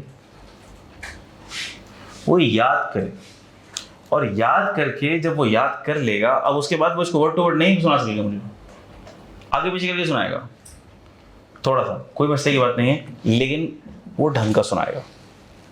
और जो इसको बिल्कुल ही सिर्फ रीड करके मेरे मुझे सुना देगा वो बिल्कुल ही कचरा सुनाएगा। अब देख लेना, वो उसकी जुबान से अंग्रेजी के अल्फाज ही नहीं निकल रहे होंगे, वो सेंटेंस के स्ट्रक्चर ही नहीं बना पा रहा होगा। आपकी अंग्रेजी अगर इतनी अच्छी होती जो कि लॉ लिखने के काबिल होती तो हम आपसे इनकम टैक्स ऑर्डिनेंस ना लिखवा लेते भाई, क्यों देते हम आपको ये? आप इतने ही अंग्रेज दान होते तो फिर पाकिस्तान में क्या कर रहे होते? डोनाल्ड ट्रम्प तलाश कर रहे हैं आप जैसे बच्चे, बुला ले बुला के वहां पे अपने पास हमेशा के लिए, जिनको ऐसी शानदार अंग्रेजी आती है। ठीक है, तो कहने का मकसद ये है कि you have to learn it. और लर्न करने का तरीका क्या होता है? लर्न करने का तरीका वही होता है जो आपने आज से पहले जिस तरह से लर्न किया है। मैं अगर किसी चीज़ को याद करूंगा तो मैं इसको इस तरह से याद करूंगा। A person may apply to the commissioner for change of tax from normal to special और special to normal and the same can be granted. अच्छा, मैं फिर अंडरलाइन भी कर देता हूँ जो इंपॉर्टेंट टर्मिनोलॉजीज है, यानी कि इनको आगे पीछे मत करना भैया, ये तो जहन में होनी ही चाहिए। अप्लाई करना पड़ेगा टू कमिश्नर को, वो अप्रूवल दे सकता है subject to any conditions, same can be granted subject to any conditions. ये चीज़ें इंपॉर्टेंट है, पता लगे मेन चीज़ें ही भूल गए तो मैं जगह जगह जहाँ जहाँ मुझे लगता है मैं अंडरलाइन भी कर देता हूँ कि ये मेन टर्मिनोलॉजीज है, इसको मत गोल कर जाना, इसको मत खा जाना भूख लगे तो। Compelling need for the change, ये बहुत ज़रूरी है, पूरे जुमले के अंदर ये वर्ड बहुत ज़रूरी है। तो बाहर तो और याद तो देखो आपको करना है। तो मैं जो भी चीज़ें पढ़ाऊंगा अगली क्लास में मैं किसी से भी पूछ सकता हूँ, ये मुझे बताने की ज़रूरत नहीं, सर आपने तो बताया नहीं था, आप सुनेंगे। भाई मैं आज बता रहा हूँ, मैं ओरली बहुत चीज़ें सुनता हूँ और बहुत चीज़ें पूछता हूँ। आपको यकीन ना है तो आप पूछ लीजिएगा किसी से जिसने पिछली अटेम्प्ट में पढ़ा है, वो खुद बता देगा सारी बातें। अच्छा भाई, तो नॉर्मल टैक्स ईयर, अच्छा कहाँ चला गया चैप्टर, ये रहा। तो नॉर्मल टैक्स ईयर की डेफिनेशन अब ये आपको याद होनी चाहिए। अच्छा भाई अब आ जाओ, टाइम देख लो अभी है टाइम। अब आ जाओ देखो किस पर, स्पेशल टैक्स ईयर पे। तो नॉर्मल टैक्स ईयर आप लोगों को समझ आ गया मेरे बच्चों, जबरदस्त। Normal tax year, special tax year किसे कहते हैं, नाम से ही जाहिर है सर। नॉर्मल तो वो है जो कंट्री के फिजिकल फाइनेंशियल ईयर के साथ कोइंसाइड कर रहा था, 1 जुलाई से शुरू हो रहा था, 30 जून को खत्म हो रहा था। स्पेशल टैक्स ईयर जाहिर सी बात है वो टैक्स ईयर होगा जो 30 जून के अलावा किसी भी डेट को खत्म हो जाए। जो 30 जून पे खत्म नहीं हो रहा होगा, जो 30 जून के अलावा किसी भी डेट पे खत्म हो रहा होगा, वो टैक्स ईयर क्या कहलाएगा, स्पेशल टैक्स ईयर। उसके भी होने चाहिए पूरे 12 महीने, वो भी 12 महीने का साल है। तो ऐसा 12 महीने का साल, ऐसा 12 महीने का इनकम ईयर, ऐसा इनकम ईयर, ऐसा इनकम ईयर, ऐसा इनकम ईयर जो एंड हो रहा हो अदर देन उसे क्या कहेंगे, उसे क्या कहेंगे, स्पेशल टैक्स ईयर। अब इसके अगला वाला जुमला बड़ा इंपॉर्टेंट है और समझने वाला है, गौर से तसल्ली से समझने वाला है, और वो ऐसे समझ में नहीं आएगा, आप जब तक बोर्ड पर नहीं देखेंगे आपको नहीं समझ आएगा। सर नॉर्मल टैक्स ईयर का नाम देना आसान था, मैंने नाम देने का उसूल क्या बताया था। ये देख लो कि नॉर्मल टैक्स ईयर जिस कैलेंडर ईयर में खत्म हो रहा है, जिस कैलेंडर ईयर में एंड हो रहा है, जिस कैलेंडर ईयर में खत्म हो रहा है, जिस कैलेंडर ईयर में एंड हो रहा है, उसी का नाम दे दो, वो इसका नाम है, वो इसका नस्ब है, उसी नाम से ये जाना और पहचाना जाएगा। सर नाम देना इतना जरूरी क्यों है, क्योंकि जब हम नाम देते हैं तो हमें पता लगता है कि कौन सा फाइनेंस एक्ट इस पर अप्लाई हो रहा है, कौन से फाइनेंस एक्ट का रेट लगेगा। तो नाम देना बड़ा इंपॉर्टेंट है। अगर नाम में टैक्स ईयर 26 आ गया तो हमें पता है कि फाइनेंस एक्ट कौन सा लग रहा होगा इस पे, जो फाइनेंस एक्ट 2025 में आया वो लग रहा होगा। तो नाम देना बड़ा इंपॉर्टेंट है, नाम बड़ा इंपॉर्टेंट है भाई। मुझे आपका नाम नहीं बताओगे मैं कैसे बुलाऊंगा आपको, बड़ा इंपॉर्टेंट। टैक्स ईयर का नाम भी बड़ा इंपॉर्टेंट है। तो सर स्पेशल टैक्स ईयर 12 महीने का साल है, पता लग गया हमें, और 30 जून के अलावा खत्म होता है, ये भी पता लग गया हमें। अब इसको नाम देने का तरीका सीखना है हमने। क्या सीखना है, क्या सीखना है, नाम देने का तरीका सीखना है हमने।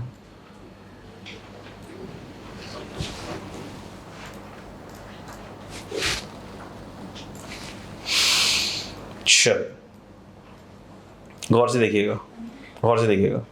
तो मैंने आपको बताया कि स्पेशल टैक्स ईयर, सुनिएगा बहुत गौर से, मैंने आपको बताया कि स्पेशल टैक्स ईयर 30 जून के अलावा कहीं भी ख़त्म हो सकता है। तो मुझे ज़रा ये बता दो कि क्या ये वाला टैक्स ईयर नॉर्मल है या स्पेशल है। चेक करो पहले, 12 महीनों का साल है ये, जी सर 12 महीने पूरे, 1 अक्टूबर से शुरू हो रहा है, 30 सितंबर पे ख़त्म हो रहा है, 12 महीनों का साल है। क्लियर है, 30 जून के अलावा ख़त्म हो रहा है, 30 जून के अलावा ख़त्म हो रहा है सर, 30 सितंबर पे ख़त्म हो रहा है। इसका नाम क्या रखना है और कैसे रखना है, अब मैं आपको वो समझा रहा हूँ, गौर से सुनिएगा। हमको देखना ये है, इसको हमने टाइमलाइन को ड्रॉ कर लिया, देख लो मैंने टाइमलाइन ड्रॉ कर ली, और इस टाइमलाइन का ऊपर वाली टाइमलाइन से लिंक है, ऊपर वाली टाइमलाइन से लिंक है, ठीक है। अच्छा ये जो 30 सितंबर 2025 जिसपे ये स्पेशल टैक्स ईयर एंड हो रहा है, मुझे बताओ क्या वो डेट इस वाले नॉर्मल टैक्स ईयर में फॉल कर रही है। और से देख के बताना मुझे, क्या ये डेट 30 सितंबर 2025, क्या ये डेट 30 सितंबर 2025 इस वाले नॉर्मल टैक्स ईयर में फॉल कर रही है, हाँ या ना। और ये नॉर्मल टैक्स ईयर कौन सा वाला है, 26। तो हम इसका नाम क्या रख देंगे, बोलो मेरे बच्चों। सर ये क्या बात हो गई, शुरू हो रहा है 24 में ख़त्म हो रहा है। नाम क्या रखा है हमने इसको? क्या बात है सर, नाम देने का तरीका आपको आना चाहिए। फिर से सर, नाम देने का तरीका क्या है? हमने ये देखना है, फिर से शॉर्ट करके आसान करके बता रहा हूँ मैं। थोड़ा चाय पीने दो मुझे।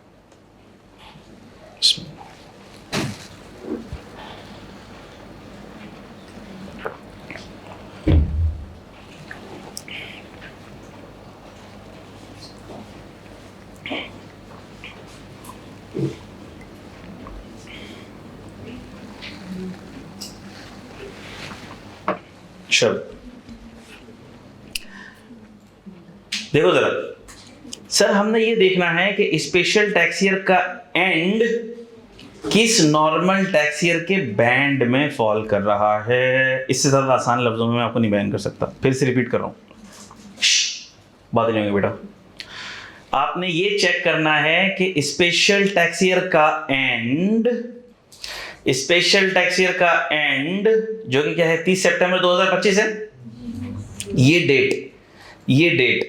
ये डेट किस नॉर्मल टैक्स ईयर के बैंड में फॉल करती है?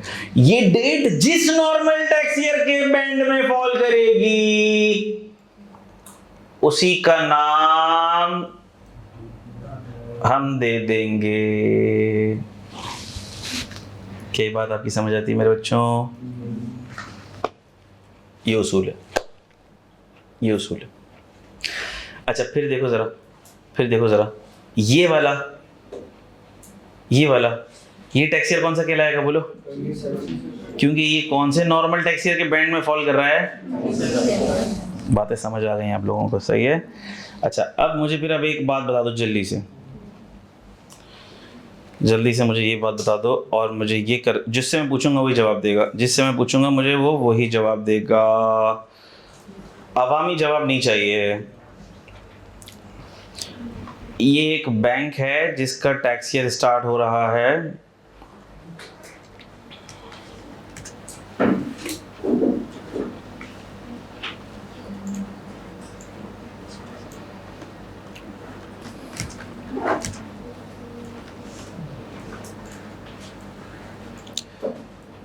तो ये तो मुझे पता है कि ये है स्पेशल टैक्स ईयर। क्या सबको ये पता है?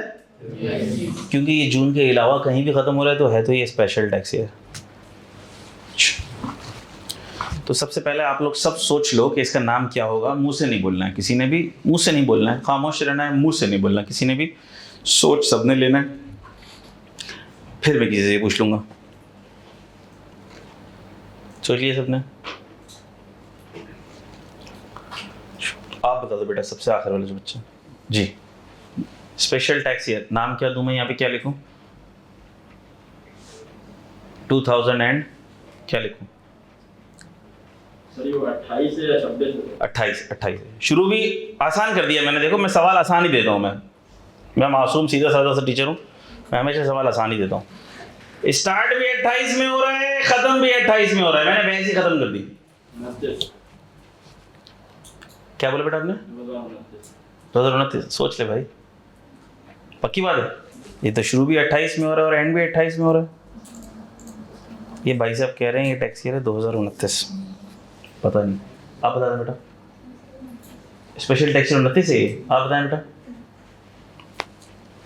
ठीक का, ये स्पेशल टैक्स ईयर 2029 है। वजह इसकी क्या है कि सर अगर मैं नॉर्मल टैक्स ईयर प्लॉट कर दूं यहाँ पे, अगर मैं यहाँ पर नॉर्मल टैक्स ईयर प्लॉट कर दूं तो वो नॉर्मल टैक्स ईयर कहाँ से शुरू हो रहा होगा? यहाँ 1 जुलाई से हो रहा होगा, ठीक है। और यहाँ कहाँ ख़त्म हो रहा होगा? कहीं। सर ये नॉर्मल टैक्स ईयर की प्लॉटिंग हो गई। ये आपने नॉर्मल टैक्स ईयर प्लॉट कर दिया, मिसाल ले रहा हूँ मैं, ये आपने नॉर्मल टैक्स ईयर प्लॉट कर दिया। और सर ये नॉर्मल टैक्स ईयर कौन सा वाला है? हमने कहा सर ये नॉर्मल टैक्स ईयर है, आप बता देना सर। आप डेट, पहले तो यहाँ से डेट लिखें कब से शुरू हो रहा है। हमने कहा सर ये शुरू हो रहा है अल्लाह के फजल से 1 जुलाई 28 से, ऐसा ही है। और सर ये ख़त्म कब हो रहा है? ये ख़त्म हो रहा है 30 जून 29 को। तो सर अब जाहिर सी बात है कि ये जो स्पेशल टैक्स ईयर है, ये ज़रा मुझे बताओ किस नॉर्मल टैक्स ईयर के बैंड में फॉल किया? क्या ये नॉर्मल टैक्स ईयर 29 के बैंड में फॉल किया? जब ये नॉर्मल टैक्स ईयर 29 के बैंड में फॉल किया तो मैं इसका नाम क्या दूंगा मेरे बच्चों? Special tax year 2029। ठीक है बेटा। अच्छा भाई आ जाओ आ जाओ आ जाओ।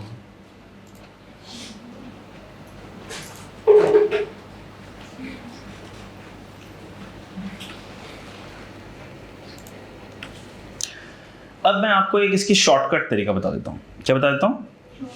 अब आप लोग कहाँ मसरूफ़ लोग टाइमलाइंस बनाएंगे, डेटे लिखेंगे, कलर करेंगे, ये तो हम फारिग लोगों का काम है। आप लोगों के पास तो करने की और 10, 15, 20 काम हैं। तो मैं आपको इसका एक शॉर्टकट बता देता हूँ। तो शॉर्टकट जैसे आप देखेंगे, तो जैसे ही आप डेट देखेंगे आप उसका टैक्स ईयर बता देंगे। ठीक है, आ जाओ। सबसे पहले ये देख लो कि जो स्पेशल टैक्स ईयर का एंड है, जो स्पेशल टैक्स ईयर का एंड है, वो किस मंथ के ब्रैकेट में फॉल कर रहा है? क्या वो जुलाई से दिसंबर के ब्रैकेट में फॉल कर रहा है या जैन से जून के ब्रैकेट में फॉल करता है? ठीक है, अगर वो जुलाई से दिसंबर के महीने में फॉल करता है तो जो भी कैलेंडर ईयर हो उसमें 1 ऐड कर देना, आंखें बंद करके। और अगर वो जैन से जून के ब्रैकेट में फॉल कर रहा है तो जो कैलेंडर ईयर हो वही टैक्स ईयर का नंबर होगा। मिसाल के तौर पे अब मैं आपसे पूछता हूं, आप बताओ मार्च 2032 स्पेशल टैक्स ईयर कौन सा है? +1 नहीं करना, मैंने बोला मार्च। तो मार्च किस में फॉल करेगा? जैन से जून में। तो जैन से जून में क्या +1 करना है? नहीं करना। मैं आपसे पूछूं मार्च 2032 इस कौन सा स्पेशल टैक्स ईयर है? 2032।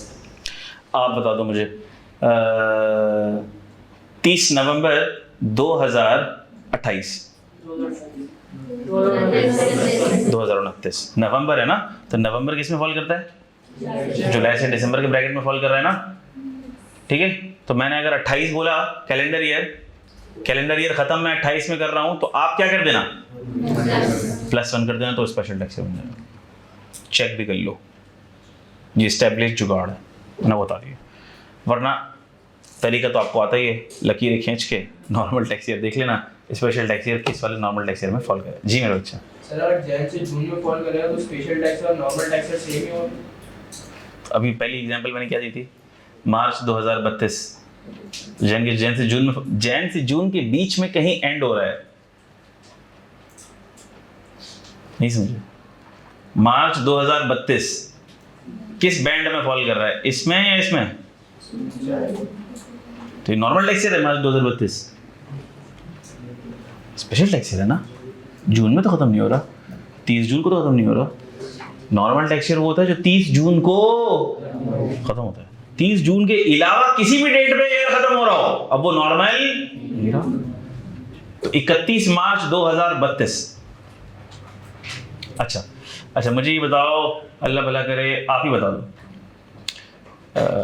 31 जनवरी 2015 स्पेशल टैक्स ईयर 2015।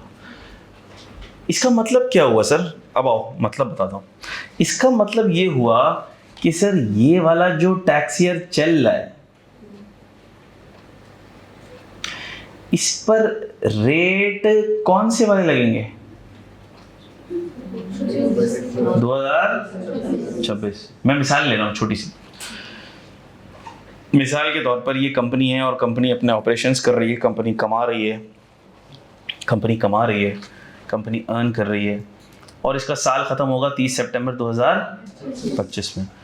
और जब 1 अक्टूबर को इसका साल शुरू हुआ उस वक्त टैक्स रेट चल रहा था, मिसाल के तौर पर कंपनी का टैक्स रेट चल रहा था 25%। यानी कंपनी जितनी भी इनकम अगर कमाएगी तो उसके ऊपर रेट क्या लगना चाहिए? 25% लगना चाहिए। इसने शुरू किया। यहाँ पर कहीं क्या आ गया? बजट आ गया ना? देखो बजट आ गया सर, बजट आ गया, फाइनेंस एक्ट एप्लीकेबल हो गया और रेट चेंज हो गया। अब कंपनी का रेट हो गया 25 से 29। इस फाइनेंस एक्ट में मिसाल ले रहा हूँ मैं, रेट चेंज हो गया 25 से 29। अब मुझे बताओ, ये ईयर यहाँ ख़त्म हो गया। अब ये ख़त्म हो गया और इसने अपना P&L बनाया और इसका 1 करोड़ रुपए का प्रॉफिट आ गया। मुझे बताओ उस 1 करोड़ के प्रॉफिट पे कौन सा टैक्स रेट लगेगा? गुड, 29 वाला। क्यों भाई? साल के ज़्यादातर हिस्से के अंदर तो 25 था, या साल के ज़्यादातर हिस्से में जो लॉ एप्लीकेबल था उसमें रेट क्या लिखा हुआ था? 25 लिखा हुआ था। हमने कहा नहीं सर, हम ये देखेंगे कि इसका टैक्स ईयर का नंबर क्या है।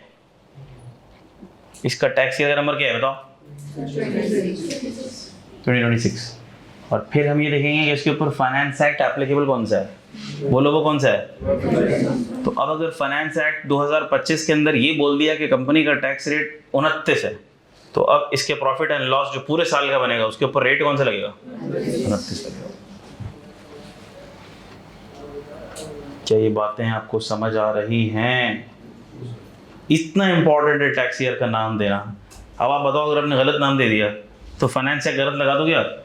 यानी कि फाइनेंस एक्ट गलत लगा दोगे, इससे मुराद ये है कि रेट अगर रेट में चेंज नहीं है तो चलो मसला नहीं, लेकिन अगर कोई रेट चेंज है, कोई लॉ में चेंज आ गया, टैक्स में तो चेंज आता रहता, तो आपने गलत रेट लगा दिया, गलत कैलकुलेशन कर दी। जी बेटा,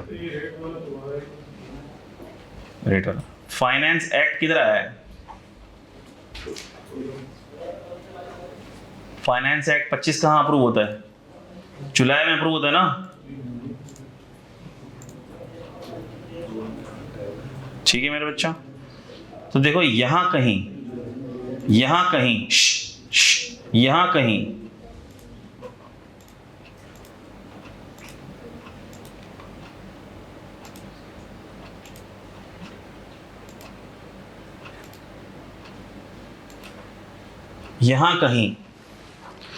जब ये साल चल रहा होगा तो यहां कहीं इस डेट पर जो ये 30 जून 25 आएगा, पहली अक्टूबर 24 से इसका बिजनेस शुरू हो रहा है, बीच में आया 30 जून 25, यहाँ पर फाइनेंस एक्ट आ गया। और इस फाइनेंस एक्ट में मिसाल ले रहा हूँ मैं कि पहले कंपनी का रेट था टैक्स का 25, और ये नया फाइनेंस एक्ट आया, उसने बोला मुल्क के पास पैसा नहीं है भाई, कंपनियों का टैक्स रेट बढ़ा दो। और अब जो भी कंपनी का P&L बनेगा उसके ऊपर कौन सा टैक्स रेट लगेगा? 2025 का लगेगा, सॉरी कंपनी का टैक्स रेट लगेगा 29% लगेगा। ठीक है, तो हमने कहा कि अब जो ये फाइनेंस एक्ट 2025 आ गया, हम ये देखेंगे कि स्पेशल टैक्स ईयर का नाम क्या है?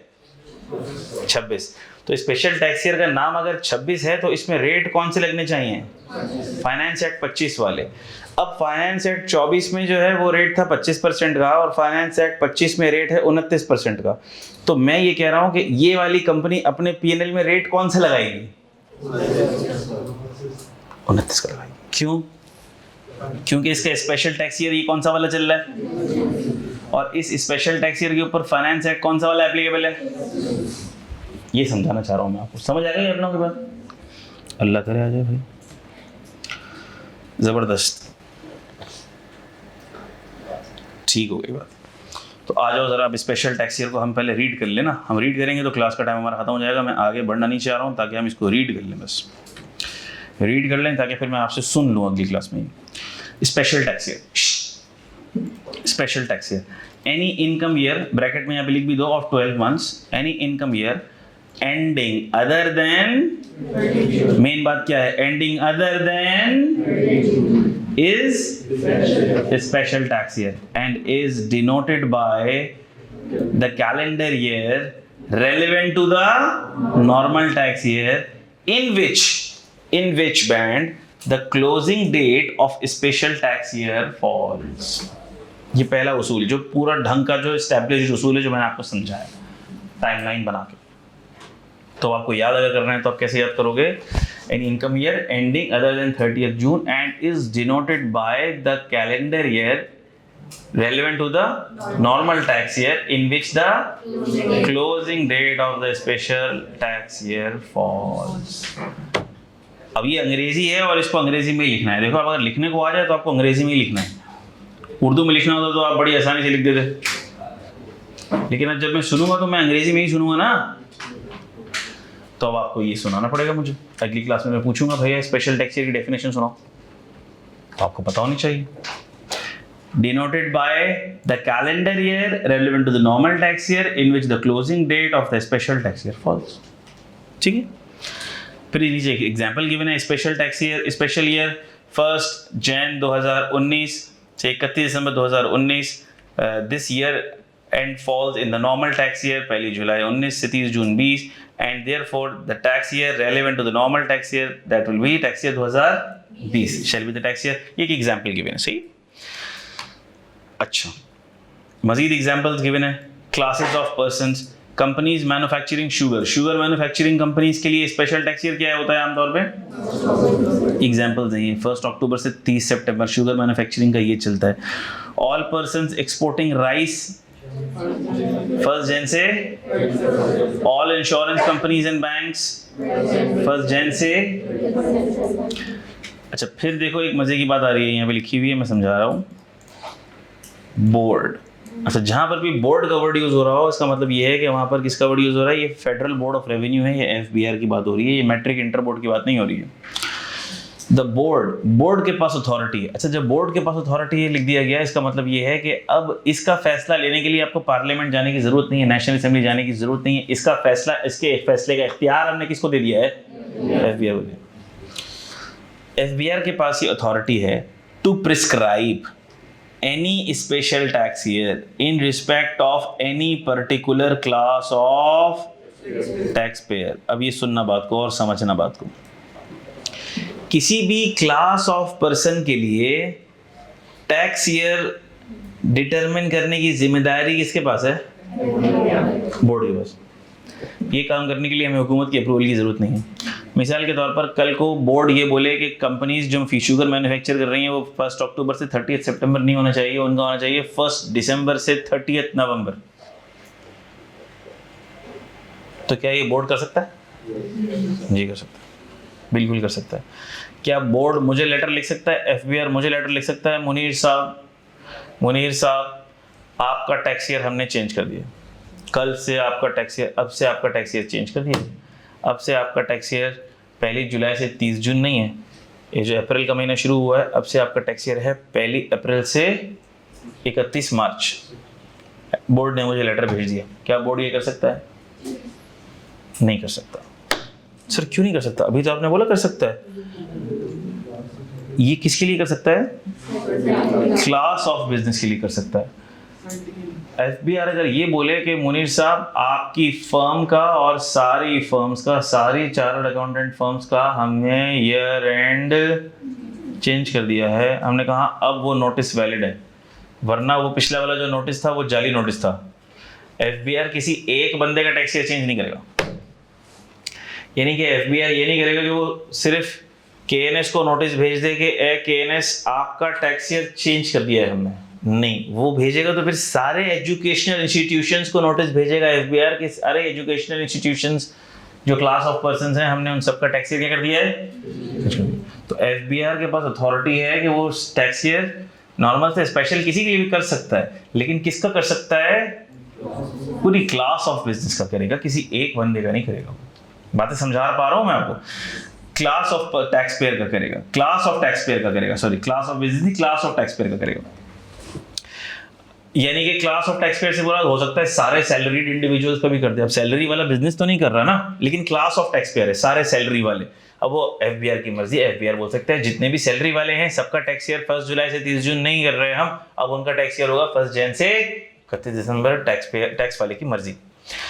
Authority to prescribe any special tax year in respect of any particular class of, for example, in respect of certain classes of business, following special tax years are specified by the board। और ये तीनों example मैंने आपको बता दिए हैं, तो क्या ये आप लोग याद कर लेंगे मेरे बच्चों? क्लियर है? ठीक है। अगली क्लास आपकी शुरू कब है?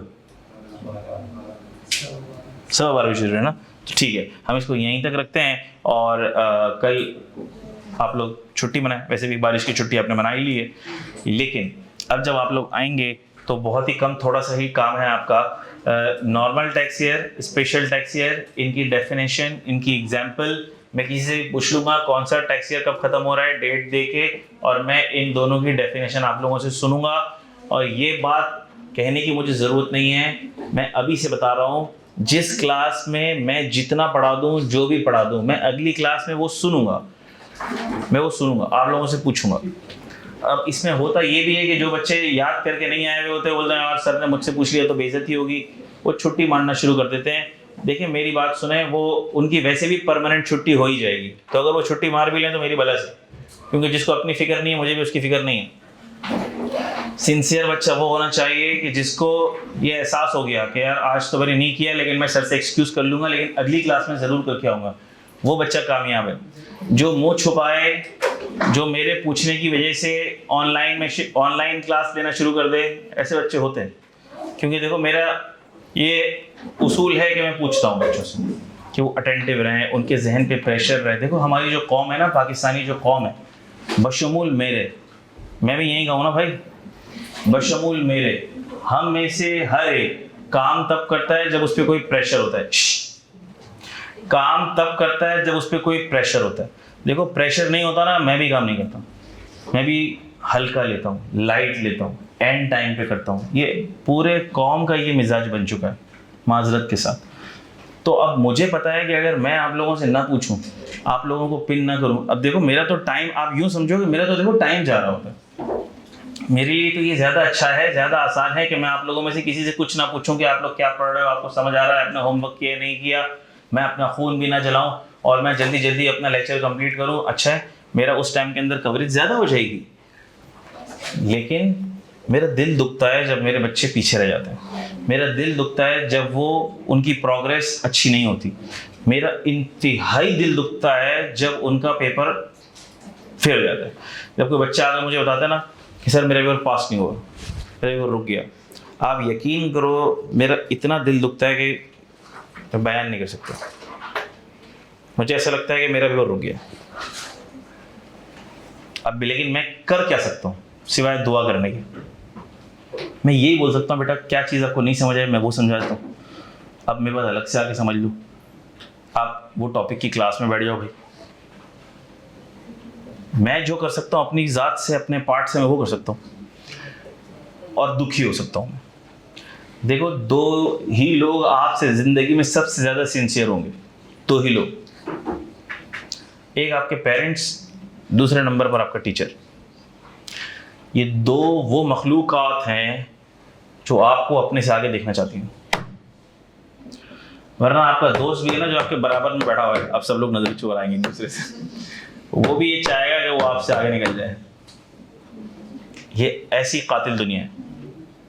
आज भाई भाई से जलता है, बात समझ रहे हो?